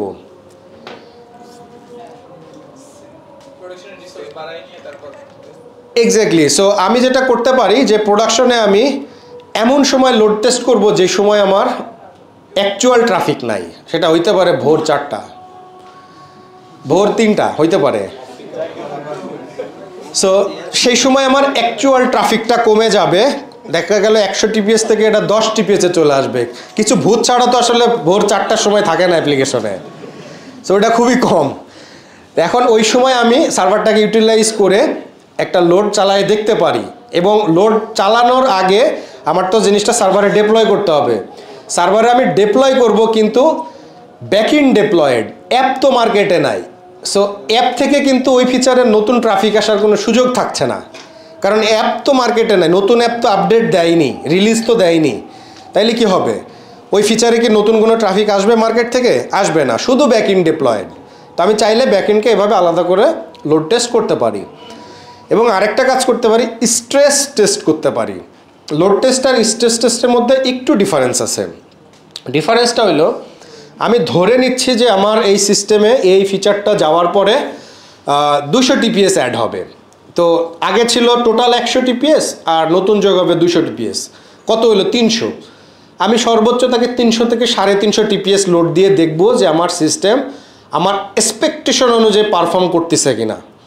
যদি আমার এক্সপেকটেশন অনুযায়ী পারফর্ম করে দেন ওকে, কিন্তু আমি এটাকে একটা স্ট্রেস দিয়েও দেখতে চাই যে আমি 300 না 3000 টিপিএস দিব, কি করে, কোথায় যায়, মরা যায়, কতটুক পথ সে পাড়ি দিতে পারে। তো একটা স্ট্রেস টেস্ট চালাইলাম আমি, 300 টিপিএস এর কাছে 3000 লোড দিলাম, দিয়ে দেখলাম যে আমার ইঞ্জিনিক্স মরে যাচ্ছে, কিংবা ইঞ্জিনিক্স পার হইলেও আবার পিএইচপি এফপিএম রান করতে পারতেছে না ঠিক মতো, কিংবা সেটা পারফর্ম করলেও রেডিসের মেমোরি হাই হয়ে যাচ্ছে। অ্যাটলিস্ট আমি ওই পূর্বাভাসটা বুঝা যে কখনো যদি এরকম হুট করে 300 জায়গায় 3000 আসে, আমি এটাকে কোথায় ম্যানেজ করা লাগতে পারে। আমার কি র্যামের রেডিসের মেমোরি বাড়াইতে হবে, নাকি আমার ডিবি বাড়াইতে হবে, না কোথায় আমার পারফরমেন্সটা করা লাগবে, এই জিনিসটা যেন আমি আগে থেকে জানতে পারি, এই জন্যই স্ট্রেসটা দেওয়া। তো এইভাবে লোড টেস্ট এবং স্ট্রেস টেস্টের মাধ্যমে আমরা একটা এপিআই বা একটা সিস্টেমকে টেস্ট করে প্রোডাকশন ডিপ্লয় করতে পারি। থ্যাংক ইউ, এই ছিল মোটামুটি আমার দিক থেকে। এখন কোশ্চেন এক্সপেক্ট করতেছি।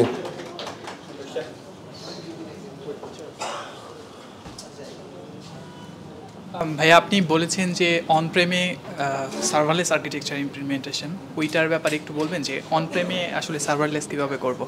সার্ভারলেস তো সাধারণত শুনি ক্লাউডে হয়, আর এক্স্যাক্টলি আমরা অন প্রিমে সার্ভারলেস করব।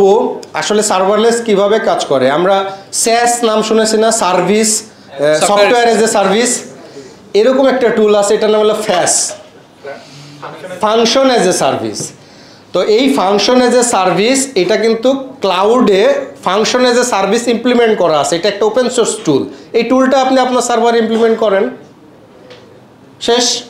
আচ্ছা ভাইয়া, সার্ভারলেস নিয়ে আলোচনা হচ্ছিল, মানে এইটার ব্যাপারে আমার একটা কনসার্ন ছিল আর কি। মানে আমি যেটা করি যে কোনো একটা সার্ভারলেস ফ্রেমওয়ার্কে যদি আমি কোনো অ্যাপ্লিকেশন করে ডিপ্লয় দিয়ে দিই, লাইক AWS ল্যাম্বডা বা ক্লাউডফ্লেয়ার ওয়ার্কার বা এরকম আরও যারা আছে, তো দেখা যায় যে এখানে ভেন্ডর লকিং হওয়ার আমার একটা চান্স আছে, যে ক্লাউডফ্লেয়ারের র্যাঙ্কলার দিয়ে যেটা দিলাম ওইটা তো আমি ল্যাম্বডায় চালাইতে পারবো না।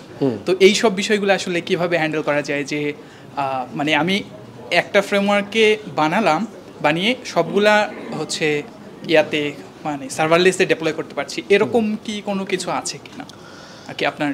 আচ্ছা, ফার্স্ট অফ অল সার্ভারলেসের এই ব্যাপারগুলোতে আমার আইডিয়া খুবই কম, বাট আপনার অ্যান্সার দেওয়ার স্বার্থে আমার নলেজ যেটা বলে সেটা হচ্ছে যে আমি যখন ল্যাম্বডা বা আদার্স কোনো ক্লাউডে ডিপ্লয় দিচ্ছি, এরকম কি কিছু আছে যে আপনি যদি ল্যাম্বডার জন্য প্রিপেয়ার করেন সেটা অন্য কোনো সার্ভারলেসে ডিপ্লয় দিতে পারছেন না, এটা কি গ্যারান্টেড? এটা তো সাধারণত এমনই হয় ভাই, আমি যেটার জন্য না, আমরা অনেক কিছুই জানি সাধারণত, বাট কিছু একটা থাকে যেটা দিয়ে করা যায়, হয়তোবা আমরা নিজেরাও জানি না যে এটা করা যায়। এটা নিয়ে আমাদের একটু পড়াশোনা করতে হবে যে আসলেই আমরা ল্যাম্বডার জন্য একটা অ্যাপ্লিকেশন বানায়ে এটা আদার কোনো সার্ভারলেসে ডিপ্লয় করতে পারবো কিনা, এটা নিয়ে আমাদের একটু পড়াশোনা করতে হবে। এইটা কন্টেনারাইজেশন করলে মানে করা যায় না এই জিনিসটা যদি এই যুগে এসে বলি তাহলে আমি বোকার স্বর্গে বাস করতেছি। মানে মোটামুটি 99.9% জিনিস এই যুগে সব কিছু করা যায়। কোনো ইন্টারভিউতেও যদি আপনাদেরকে কেউ কিছু জিজ্ঞেস করে যে এই যে আপনি যে এপিআই হিট করতেছেন এটা চাঁদে যায় রেসপন্স নিয়ে আসবে, এটা কি করা যায়, আপনি যদি না বলেন তাহলে ভুল, হয়তো বা যায় আপনি জানেন না বা আমি জানি না, বুঝতে পারছেন? এটা যায় ওইভাবে জানি যে কন্টেনারাইজেশন করলে আমি এটা যে কোনো জায়গায় দিতে পারি, বাট ওইভাবে যায় না যতদূর আমি জানি। আচ্ছা, এনিওয়ে, আর হচ্ছে ভাইয়া এনজিএনএক্স আমি রিসেন্টলি ইউজ করতেছিলাম, তো এনজিএনএক্সের কিছু প্রিমিয়াম ফিচার আছে, ওই যে health check, active health check হচ্ছে ফ্রিতে দেয় না, আরও বিভিন্ন ফিচার আছে। তো এনজিএনএক্স প্লাস যদি ইউজ মানে আপনাদের হয়ে থাকে তো আসলে এইটার ব্যাপারে একটু জানতে চাচ্ছিলাম যে এটার প্রাইসিং এইসব।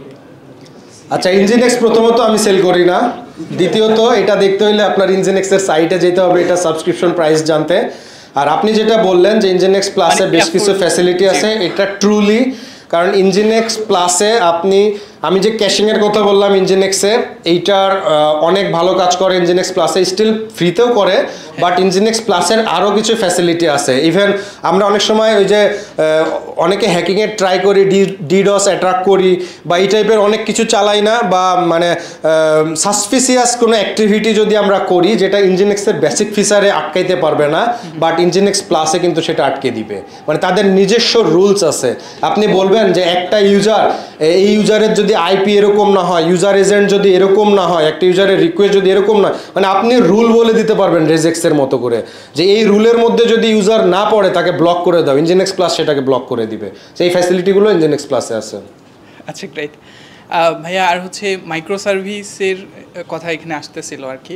এখানে আমি যতদূর জানতাম যে ইউনিট টেস্টিং বা ইন্টিগ্রেশন টেস্টিং এটা খুব ইম্পর্টেন্ট, কারণ হচ্ছে সবগুলা সার্ভিস যেহেতু স্ক্যাটার্ড থাকে, তো মাইজিপি মাইক্রো সার্ভিসে আছে কিনা জানি না, যদি থাকে তাহলে ইউনিট ইন্টিগ্রেশন টেস্ট আছে কিনা বা এইটা দিয়ে আসলে। আচ্ছা, ইউনিট টেস্টিং এবং integration testing is not related to TPS. মানে আমরা আসলে একটা ফিচারে কাজ করতেছি, এখানে টিপিএস ম্যাটার করে না, বাট স্টিল আমার এই ফিচারটা ঠিক মতো কাজ করছে কিনা এইটা টেস্ট করার জন্য আমি ইউনিট টেস্ট লিখতেই পারি। এইটা হচ্ছে হাই টিপিএস অ্যাপ্লিকেশনের জন্য বাধ্যতামূলক কোনো কিছু না। মানে আপনি একটা ছোট অ্যাপ্লিকেশন বানাইছেন যেখানে মিনিটে একটা দুইটা কাস্টমার আসতেছে, বাট সেই কাস্টমারটা প্রপারলি কাজ করছে কিনা, তার এক্সপেক্টেড বিহেভিয়ার পাচ্ছে কিনা, এটার জন্য তো আপনি ইউনিট টেস্ট লিখতেই পারেন। বাট এই প্র্যাকটিসটা থাকা ভালো এবং মাইজিবিতে এটা আছে। আচ্ছা, থ্যাংক ইউ। নেক্সট, সাপোজ একটা ই কমার্স সাইট আছে যেটার অনেক বেশি অর্ডার আসে, তো পেমেন্টটা হচ্ছে স্ট্রাইপে যায়, তো স্ট্রাইপে পেমেন্ট সাকসেস হইলে ওখান থেকে একটা ওয়েবহুক কল হয়, আপনার হচ্ছে অর্ডারটা হয়। তো দেখা যাচ্ছে অর্ডার কোনো কারণে ফেল করছে, সাপোজ কোনো কারণে, তো আপনি ট্রানজেকশন যেহেতু অন করে রাখছেন, আপনি আন্ডু করতে গেছেন, যাই দেখেন যে আসলে ওই স্টকটার কারণে আপনার স্টকটা ওই যে স্ট্যাক হয়ে থাকতেছে, আরেকজন হয়তো অর্ডার করতে পারলো না। এগুলো কীভাবে হ্যান্ডেল করবেন যখন হাই টিপিএস? আচ্ছা, আপনি যেটা বললেন এটা হচ্ছে একদমই প্র্যাকটিক্যাল সিনারিও। আমি যতই সিস্টেম ভালোভাবে করি এটা থাকবেই। আচ্ছা, ওকে। আর আরেকটা জিনিস হচ্ছে শার্ডিংয়ের কথা বলছিলেন। সাপোজ আমি বাংলাদেশ থেকে ফেসবুকে সাইন আপ করলাম, তো ওরা আমার একটা শার্ডিংও হয়তো রাখলো, শার্ডিং এ, তো ওইটা কি আমার হচ্ছে একটা হ্যাশ ম্যাপ রাখবে যে এই ইউজার এখানে গেল, নাকি আইডির সাথে কিছু জুড়ে দিবে যে এই প্রিফিক্স মানে হলো এ শার্ডিং? এই একটা কি থাকবে, যেই কিটা হইতে পারে আইডি, হইতে পারে হ্যাশ, হইতে পারে ইউনিক আইডি, হইতে পারে একটা ইউনিক স্ট্রিং, যে কোনো কিছু একটা কি থাকবে, যে কি দেখেই বুঝবে যে আপনি কোথায় গেছেন। ওই কি ধরেই, ওটা মূলত শার্ডের কি, আপনার ডাটা কোন শার্ডে আছে এটা তো ফার্স্টে অ্যাপ্লিকেশনকে বুঝতে হবে। বোঝার পরে সাপোজ 10টা শার্ড আছে, ওই 10টা শার্ড থেকে আপনার ইনপুটের ডাটার উপর বেস করে সে একটা শার্ড সিলেক্ট করবে, মানে সে জেনে যাবে যে আপনি কোন শার্ডে থাকতে পারেন। ওইটা হলো শার্ডের একটা কি, তখন সে ওই কি ধরে ওই শার্ডের কাছে কোয়েরিটা চালাবে। ওকে, থ্যাঙ্কস। আর একটা লাস্ট কোয়েশ্চেন হচ্ছে, সাপোজ আপনি যে এখানে জব করতেছেন বা কাজ করতেছেন, হাই টিপিএস অ্যাপ্লিকেশন নাই, তো আপনি প্র্যাকটিক্যালি ইউজ করতে এক্সপেরিমেন্ট করতে পারতেছেন না, সেই ক্ষেত্রে ও আচ্ছা, লোড টেস্ট করে। এক্স্যাক্টলি। আচ্ছা, থ্যাঙ্কস, বুঝতে পারছি। সো আমরা জে মিটার ইউজ করছি কে অ্যাপাসি জে মিটার, অল্প কিছু। আমি একটা ছোট্ট এক্সাম্পল দেখাই জে মিটারের। দেখতে পাচ্ছেন স্ক্রিন দেখা যায়, এখানে দেখতেছেন যে একটা রেড মার্ক আছে, রাইট? এটা হচ্ছে আমার ফেল সিনারিও। মানে আমি একটা এপিআই ইন্টিগ্রেট করছি, করার পরে আমাকে সেই প্ল্যাটফর্ম বলেছে যে আপনি 20 মিলি সেকেন্ডের রেসপন্স পাবেন। আমি পাচ্ছি 20 মিলি সেকেন্ড রেসপন্স, কিন্তু অ্যাকচুয়ালি 11 থেকে 13% রিকোয়েস্ট ফেল করতেছে। 11 থেকে 13% রিকোয়েস্ট ফেল করতেছে। এখন এইটা আমি কিভাবে বুঝলাম? আমি যখন একটা সিঙ্গেল হিট দিচ্ছি 15, 20, 25 মিলি সেকেন্ডে আমি রেসপন্স পেয়ে যাচ্ছি, কিন্তু যখন আমি 400 হিট দিছি 1 সেকেন্ডে, 500 হিট দিছি 1 সেকেন্ডে, তখন দেখা যায় যে 10-12% রিকোয়েস্ট ফেল করতেছে। প্র্যাকটিক্যালি এটাই ঘটবে যখন আপনি অ্যাপ লঞ্চ করবেন, তখন কি হবে? যখন এরকম পরিমাণ এপিআই হিট আসবে, তখন দেখবেন যে 12, 13, 14, 15% জিনিস ফেল করছে। এখন এই ফেল আমাকে আইডেন্টিফাই করতে হয়েছে যে কোথায় ফেলটা করছে, এই রিকোয়েস্ট সার্ভ করার জন্য কোন কোন নেটওয়ার্কে গেছে, কোন কোন ফায়ারওয়ালে গেছে, কোথায় গেছে না গেছে, সব টিমের সাথে বসতে হয়েছে। বসার পরে জাস্ট নেটওয়ার্ক ইঞ্জিনিয়ার একটা কাজ করছে, সে একটা ফায়ারওয়ালের সিকিউরিটি ব্লক করে দিছে, দেওয়ার পরে যখন লোড টেস্ট করছি তখন এটার পারফরমেন্স এটা, মানে আগেরটা ছিল জাস্ট 1 মিনিট আগের পারফরমেন্স, আর এটা হলো 1 মিনিট পরের পারফরমেন্স। মানে একটা সিকিউরিটি ব্লক করার কারণে আমার 100% রিকোয়েস্ট সাকসেস হয়ে গেছে। এটা আমি লোড টেস্ট না করলে জানতে পারতাম না বা ধরতে পারতাম না। যখন অ্যাপ্লিকেশন লঞ্চ হয়ে যেত প্র্যাকটিক্যালি এত % ইউজার ফেলই করতে থাকতো। তো এটা একটা লোড টেস্টের স্যাম্পল দেখালাম আর কি। Next question. ভাই এখানে আপনি হচ্ছে আর্কিটেকচারের মধ্যে অনেকগুলো আর্কিটেকচার নিয়ে কথা বলছেন, যার মধ্যে একটা ছিল হচ্ছে ওই রিঅ্যাক্টিভ আর্কিটেকচার। তো কিছুদিন আগে আমি একটা প্রজেক্টে কাজ করছিলাম, যেটা হচ্ছে কিছু স্ট্যাটিক টেমপ্লেট তার ক্লায়েন্টকে ইমেল করবে SMTP-র মাধ্যমে, এবং সেটা হচ্ছে ওই মানে যেই টেমপ্লেট ইউজার সিলেক্ট করবে ওইটা পাঠিয়ে দেবে। তো ওইটাতে যে আমি প্রবলেম যেটা ফেস করতেছিলাম, যে SMTP ইউজ করার কারণে যদি ওটা গুগল কনফিগারেশন নিয়ে যদি করা হয় মানে জিমেলের, সেক্ষেত্রে হচ্ছে প্রত্যেকটা মেল পাঠানোর জন্য মানে পাঠানো এবং রেসপন্স গ্যাদার করার জন্য 5 সেকেন্ড সময় নিচ্ছে। তো আমি যদি 12টা বাজে হচ্ছে চাচ্ছি 500 জন ক্লায়েন্টকে ওটা পাঠিয়ে দিব ওই সেম টেমপ্লেটটা, সেক্ষেত্রে লাস্ট যে ক্লায়েন্টের কাছে যাচ্ছে মানে 500তম, সেটা তো প্রায় 1 ঘন্টা বা ওরকম পরে যাচ্ছে। তো সেই ক্ষেত্রে হচ্ছে আমরা ওই যে এই রিঅ্যাক্টিভ আর্কিটেকচারটা কীভাবে ইউজ করতে পারি? এইটা রিঅ্যাক্টিভের মধ্যে পড়ছেই না, এটা ইভেন্ট ড্রিভেন আর্কিটেকচারে পড়ছে। তো ওইখানে হচ্ছে ইভেন্ট ড্রিভেন আর্কিটেকচারটা, হ্যাঁ মানে আমরা ইমেইলের ক্ষেত্রে যেটা করতেছি, ইমেইল আপনার 10 মিনিট পরে গেলে কিন্তু প্রবলেম নাই। আপনার যদি ইমার্জেন্সি লাগে আপনি কিন্তু তাকে ইমেইল করবেন না, তারে ফোন দিবেন, বাটা কই তুই। কিন্তু আপনার যদি মনে হয় যে না আজকে আমার মেসেজটা 10 মিনিট পরে পড়লেও সমস্যা নাই, তখন আপনি তাকে বড় জোর একটা SMS করতেছেন অথবা একটা মেইল করতেছেন। সেটা ইভেন্ট ড্রিভেন আর্কিটেকচারে পড়ছে, এটা রিঅ্যাক্টিভে পড়ছে না। যখন আর কি ব্যাপারটা হচ্ছে যে ক্লায়েন্টের কাছে পাঠাচ্ছি সে হচ্ছে টাইমটা ট্র্যাক করতেছে যে ওনার কাছে কখন গেছে।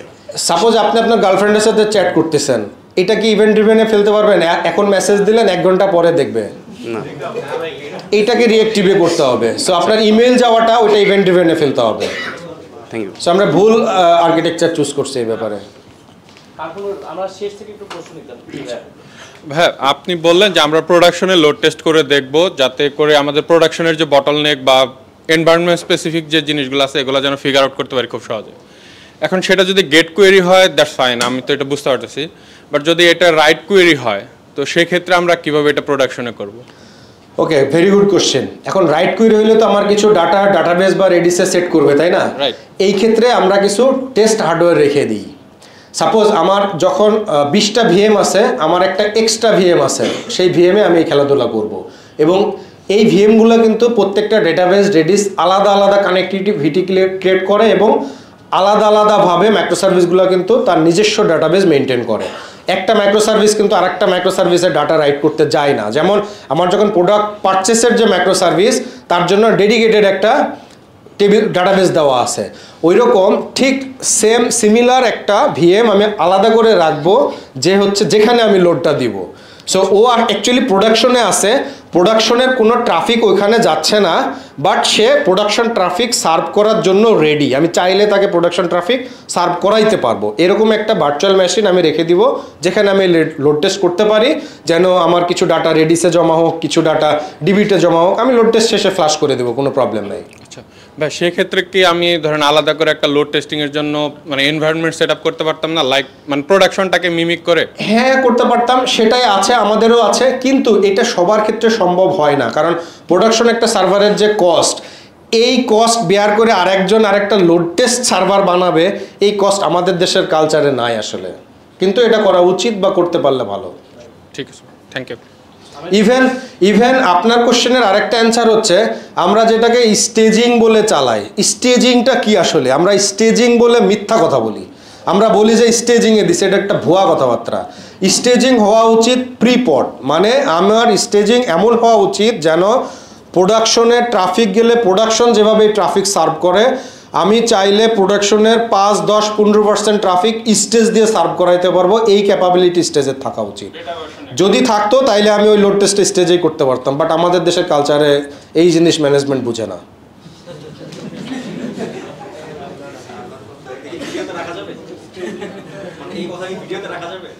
না, এই কথা ভিডিওতে রাখা যাবে না। আসসালামু আলাইকুম, আমার কোয়েশ্চেনটা হচ্ছে how to decide A optimal solution instead of our engineering. Suppose আমি প্রত্যেকটা লেয়ারে একদম সিপিইউ থেকে রেজিস্টারে ক্যাশিং লেয়ার ইউজ করা শুরু করলাম, বাট ক্যাশের রিলেটেড মনে হচ্ছে যেন সফটওয়্যার ইঞ্জিনিয়ারিংয়ের সবচেয়ে হার্ড টপিক, এরকমই মনে হয়। সো সাপোজ আমি এখন শুরুতেই অ্যাপাচে ফ্লিং দিয়ে একদম ক্লিক হাউস ইউজ করে টু মাচ টিপিএস হ্যান্ডলিং শুরু করে দিলাম, বাট আলটিমেটলি এটা অনেক সময় ওভার ইঞ্জিনিয়ারিং হয়ে যাচ্ছে কিনা, আমার তো আরেকটু লেস মানে অল্প রিসোর্স ইউজ করেও ইউটিলাইজ করেও সলভ করতে পারতাম। সো ডিসিশন মেকিংয়ের ফ্যাক্টরগুলো কী হতে পারে এখানে? আচ্ছা, প্রথমত অ্যাজ এ ফ্রেশার অথবা অ্যাজ এ নিউ ইঞ্জিনিয়ার অথবা অল্প এক্সপিরিয়েন্স নিয়ে যদি আমরা কখনো কোনো কিছু করি, আমরা আসলে বুঝতে পারবো না বেটার কোনটা।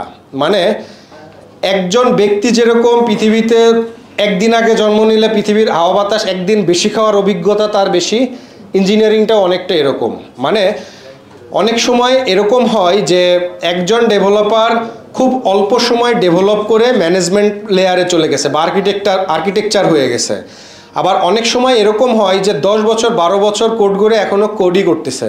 এইটার কারণ হইল যারা কোড করে কোডই করতেছে তারা আসলে ফেলের স্বাদটা পায়নি।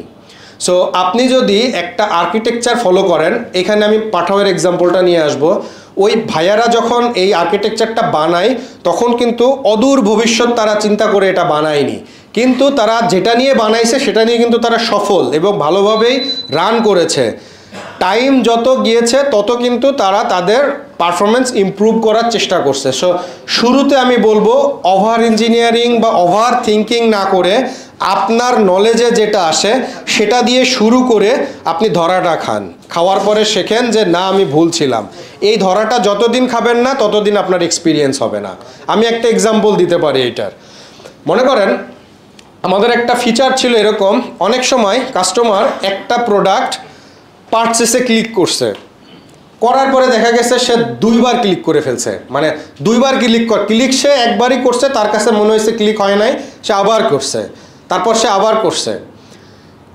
এটা একটা এক্সাম্পল। আরেকটা এক্সাম্পল হইলো মনে করেন ক্লিক একবারই করছে, কিন্তু নেটওয়ার্ক ল্যাটেন্সির জন্য মোবাইলের নেটওয়ার্ক ড্রাইভার মনে করছে এই রিকোয়েস্ট আমি পাঠাইনি, মোবাইলের নেটওয়ার্ক ড্রাইভার পণ্ডিতি করে এই রিকোয়েস্ট 2 বার পাঠাইছে।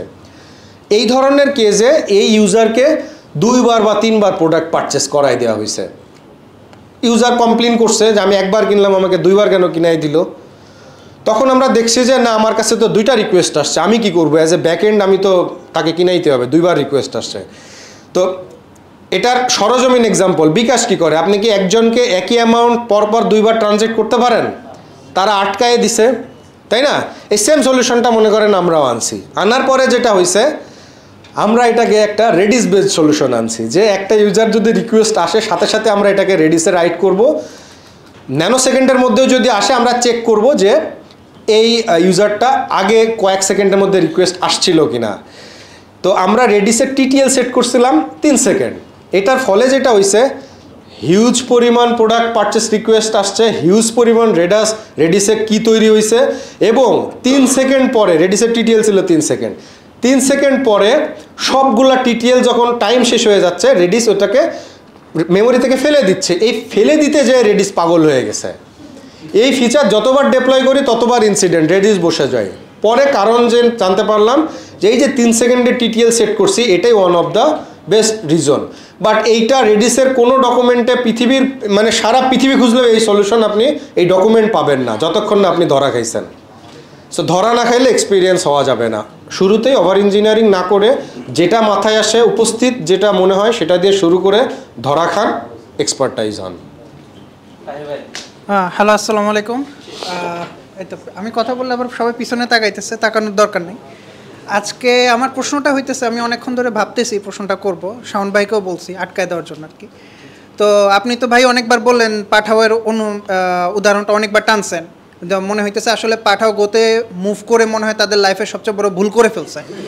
তো আপনার প্রতি আমার প্রশ্ন হইতেছে যে PHP ইজ অসাম, যেটা আপনার স্লাইড থেকে আমরা বুঝলাম PHP can handle A lot of things. আপনার দৃষ্টিতে পাঠাও কি এটা আসলে ভুল করছে কিনা PHP থেকে গোতে মুভ করে, এটা হচ্ছে প্রথম প্রশ্ন। আর আরেকটা হচ্ছে যে কোন কোন সিচুয়েশনে আপনার এই স্লাইডে যে TPS হাই TPS যে হ্যান্ডেল করতেছে এই কনসেপ্টটা ফেল করবে। ওকে, থ্যাংক ইউ। প্রথম অ্যান্সার হচ্ছে পাঠাও খুব ভালো একটা ডিসিশন নিচ্ছে গোতে যাওয়ার জন্য। এর কারণ হচ্ছে PHP is single threaded programming language. PHP multi thread manage করতে পারে না, ইভেন নোড.js-ও। আমরা হয়তো অনেকের মধ্যে অনেকে হয়তো মনে করি যে নোড.js-ও মাল্টি থ্রেডেড, বাট নো, নোড.js-ও কিন্তু সিঙ্গেল থ্রেডেড। সো থ্রেড যেভাবে গো ম্যানেজ করবে এভাবে ভাই আর কেউ ম্যানেজ করতে পারবে না। সো আমি কিন্তু পাঠাওয়ের এক্সাম্পল টানছি পজিটিভ ওয়েতে। আপনি যদি জিনিসটাকে নেগেটিভলি চিন্তা করেন তাহলে হয়তো আমি ভুল বুঝাইতে পারছি, এটা হয়তো আমার ভুল। বাট ডেফিনেটলি কম্পেয়ার যদি করি, কারোর সাথে কারোর কম্পেয়ার করতে পারবো না এই অর্থে ছোটোখাটো কিছু ডিফারেন্স হলেও এর ভালো থাকবে ওর কম থাকবে, বা ওর ভালো থাকবে ওর কম থাকবে। বাট খুবই টপ লেভেল থেকে যদি চিন্তা করি তাহলে গো ডেফিনেটলি অনেক অনেক অনেক আগায় পিএইচপি থেকে, এটাতে কোনো সন্দেহ নাই। আচ্ছা, এবার 2 নম্বর কোশ্চেনের অ্যান্সার, সেটা হচ্ছে আমি যে জিনিসগুলো বললাম সেখানে কোন কোন ক্ষেত্রে ফেল করার পসিবিলিটি আছে। প্রথমেই ফেল করার পসিবিলিটি আছে, সেটা হলো আমি মাইক্রো সার্ভিস আর্কিটেকচারের কথা বলছি।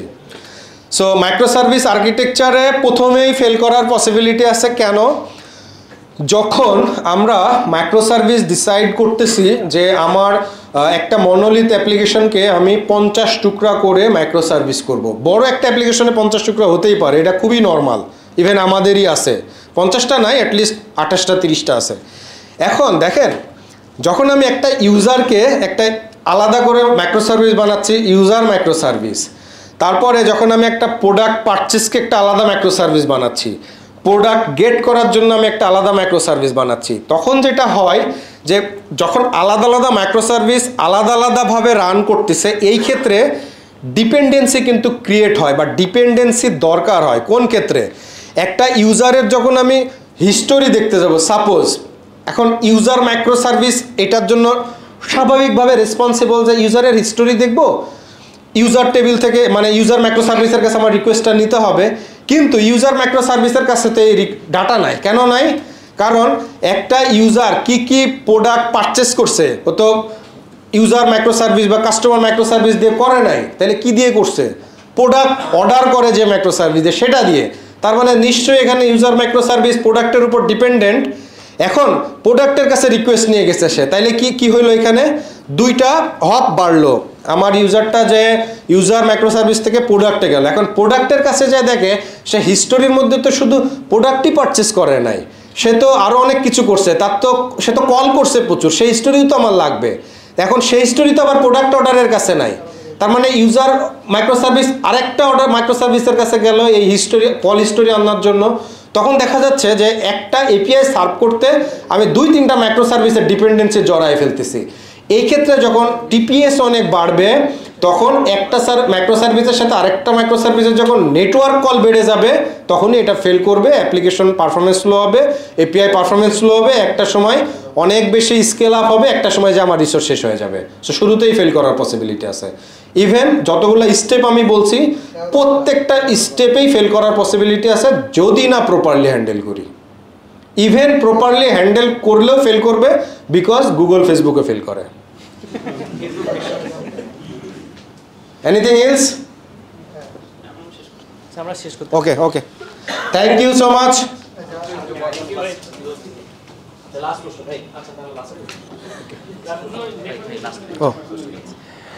আমার 2টা শর্ট কোশ্চেন আছে আর কি। একটা হচ্ছে লং টাইম দিলে হবে ইনশাআল্লাহ, বলেন, সমস্যা নেই। একটা হচ্ছে ডাটাবেস শার্ডিং নিয়ে আর কি। আমরা তো ডিবি শার্ডিংটা করি কয়েকটা টাইপ ডাটা ধরে আর কি, যেমন হচ্ছে ডেট রেঞ্জ হতে পারে, ইউজার আইডি হতে পারে, এক্সাম্পল আর কি। সো আমার কাছে 3টা শার্ডিং আছে 3 রকম ডাটার। এখন ইউজারের দরকার হচ্ছে এমন ডেট রেঞ্জ যেটা হচ্ছে আমার 3টা বা 2টা শার্ডিংয়ের মধ্যেই আছে।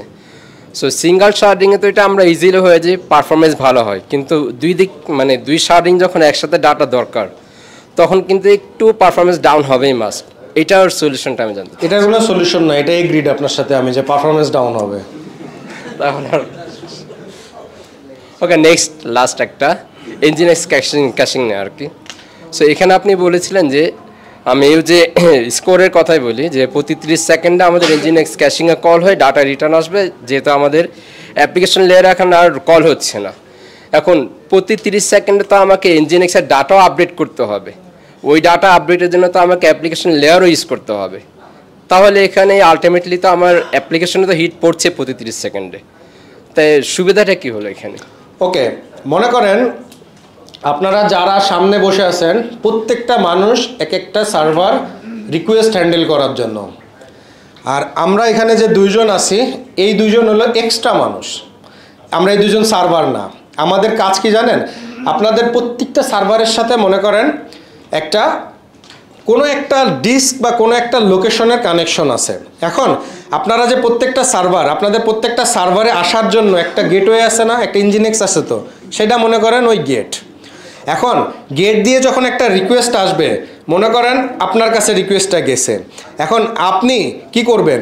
এই যে প্রত্যেকটা যে সার্ভার আছে এখানে, ওদের থেকে কি ডাটা নিয়ে ওকে পাঠাবেন না কোত্থেকে ডাটা নিয়ে পাঠাবেন? ইঞ্জিনেক্স ক্যাশ তো কাজ করে একটা লোকেশনের উপর বেস করে, একটা ডিস্কের লোকেশন। তার মানে এই টেবিলে একটা কিছু ডাটা আছে, আপনি এই টেবিল থেকে ডাটা নিয়ে ওনাকে সার্ভ করে দিবেন। এইখানে যারা সার্ভার যেগুলো আছে এইগুলা রিসোর্স কিন্তু আপনি ইউজ করেন নাই, কিন্তু এই টেবিলে ডাটা কোত্থেকে আসবে? আমরা দুজন এক্সট্রা মানুষ ডাটা আয় না এখানে রাখবো, আমার অ্যাকচুয়াল সার্ভারে কোনো ইম্প্যাক্ট হবে না। এটাকে বলা হয় ওয়ার্কার। আমরা যে ওই যে ইভেন্ট ড্রিভেন আর্কিটেকচার যেভাবে কাজ করে, যে পিছনে অনেকগুলো ওয়ার্কার থাকে, সেই ওয়ার্কারগুলো কন্টিনিউয়াসলি চলে, তারা নিজেদের মতো করে কাজ টাজ করে একটা জায়গায় একটা ডাটা জমা দিয়ে দেয়, যেই জমা দেওয়া ডাটাটা নিয়ে বাকি সার্ভারগুলো সার্ভ করে। Thank you.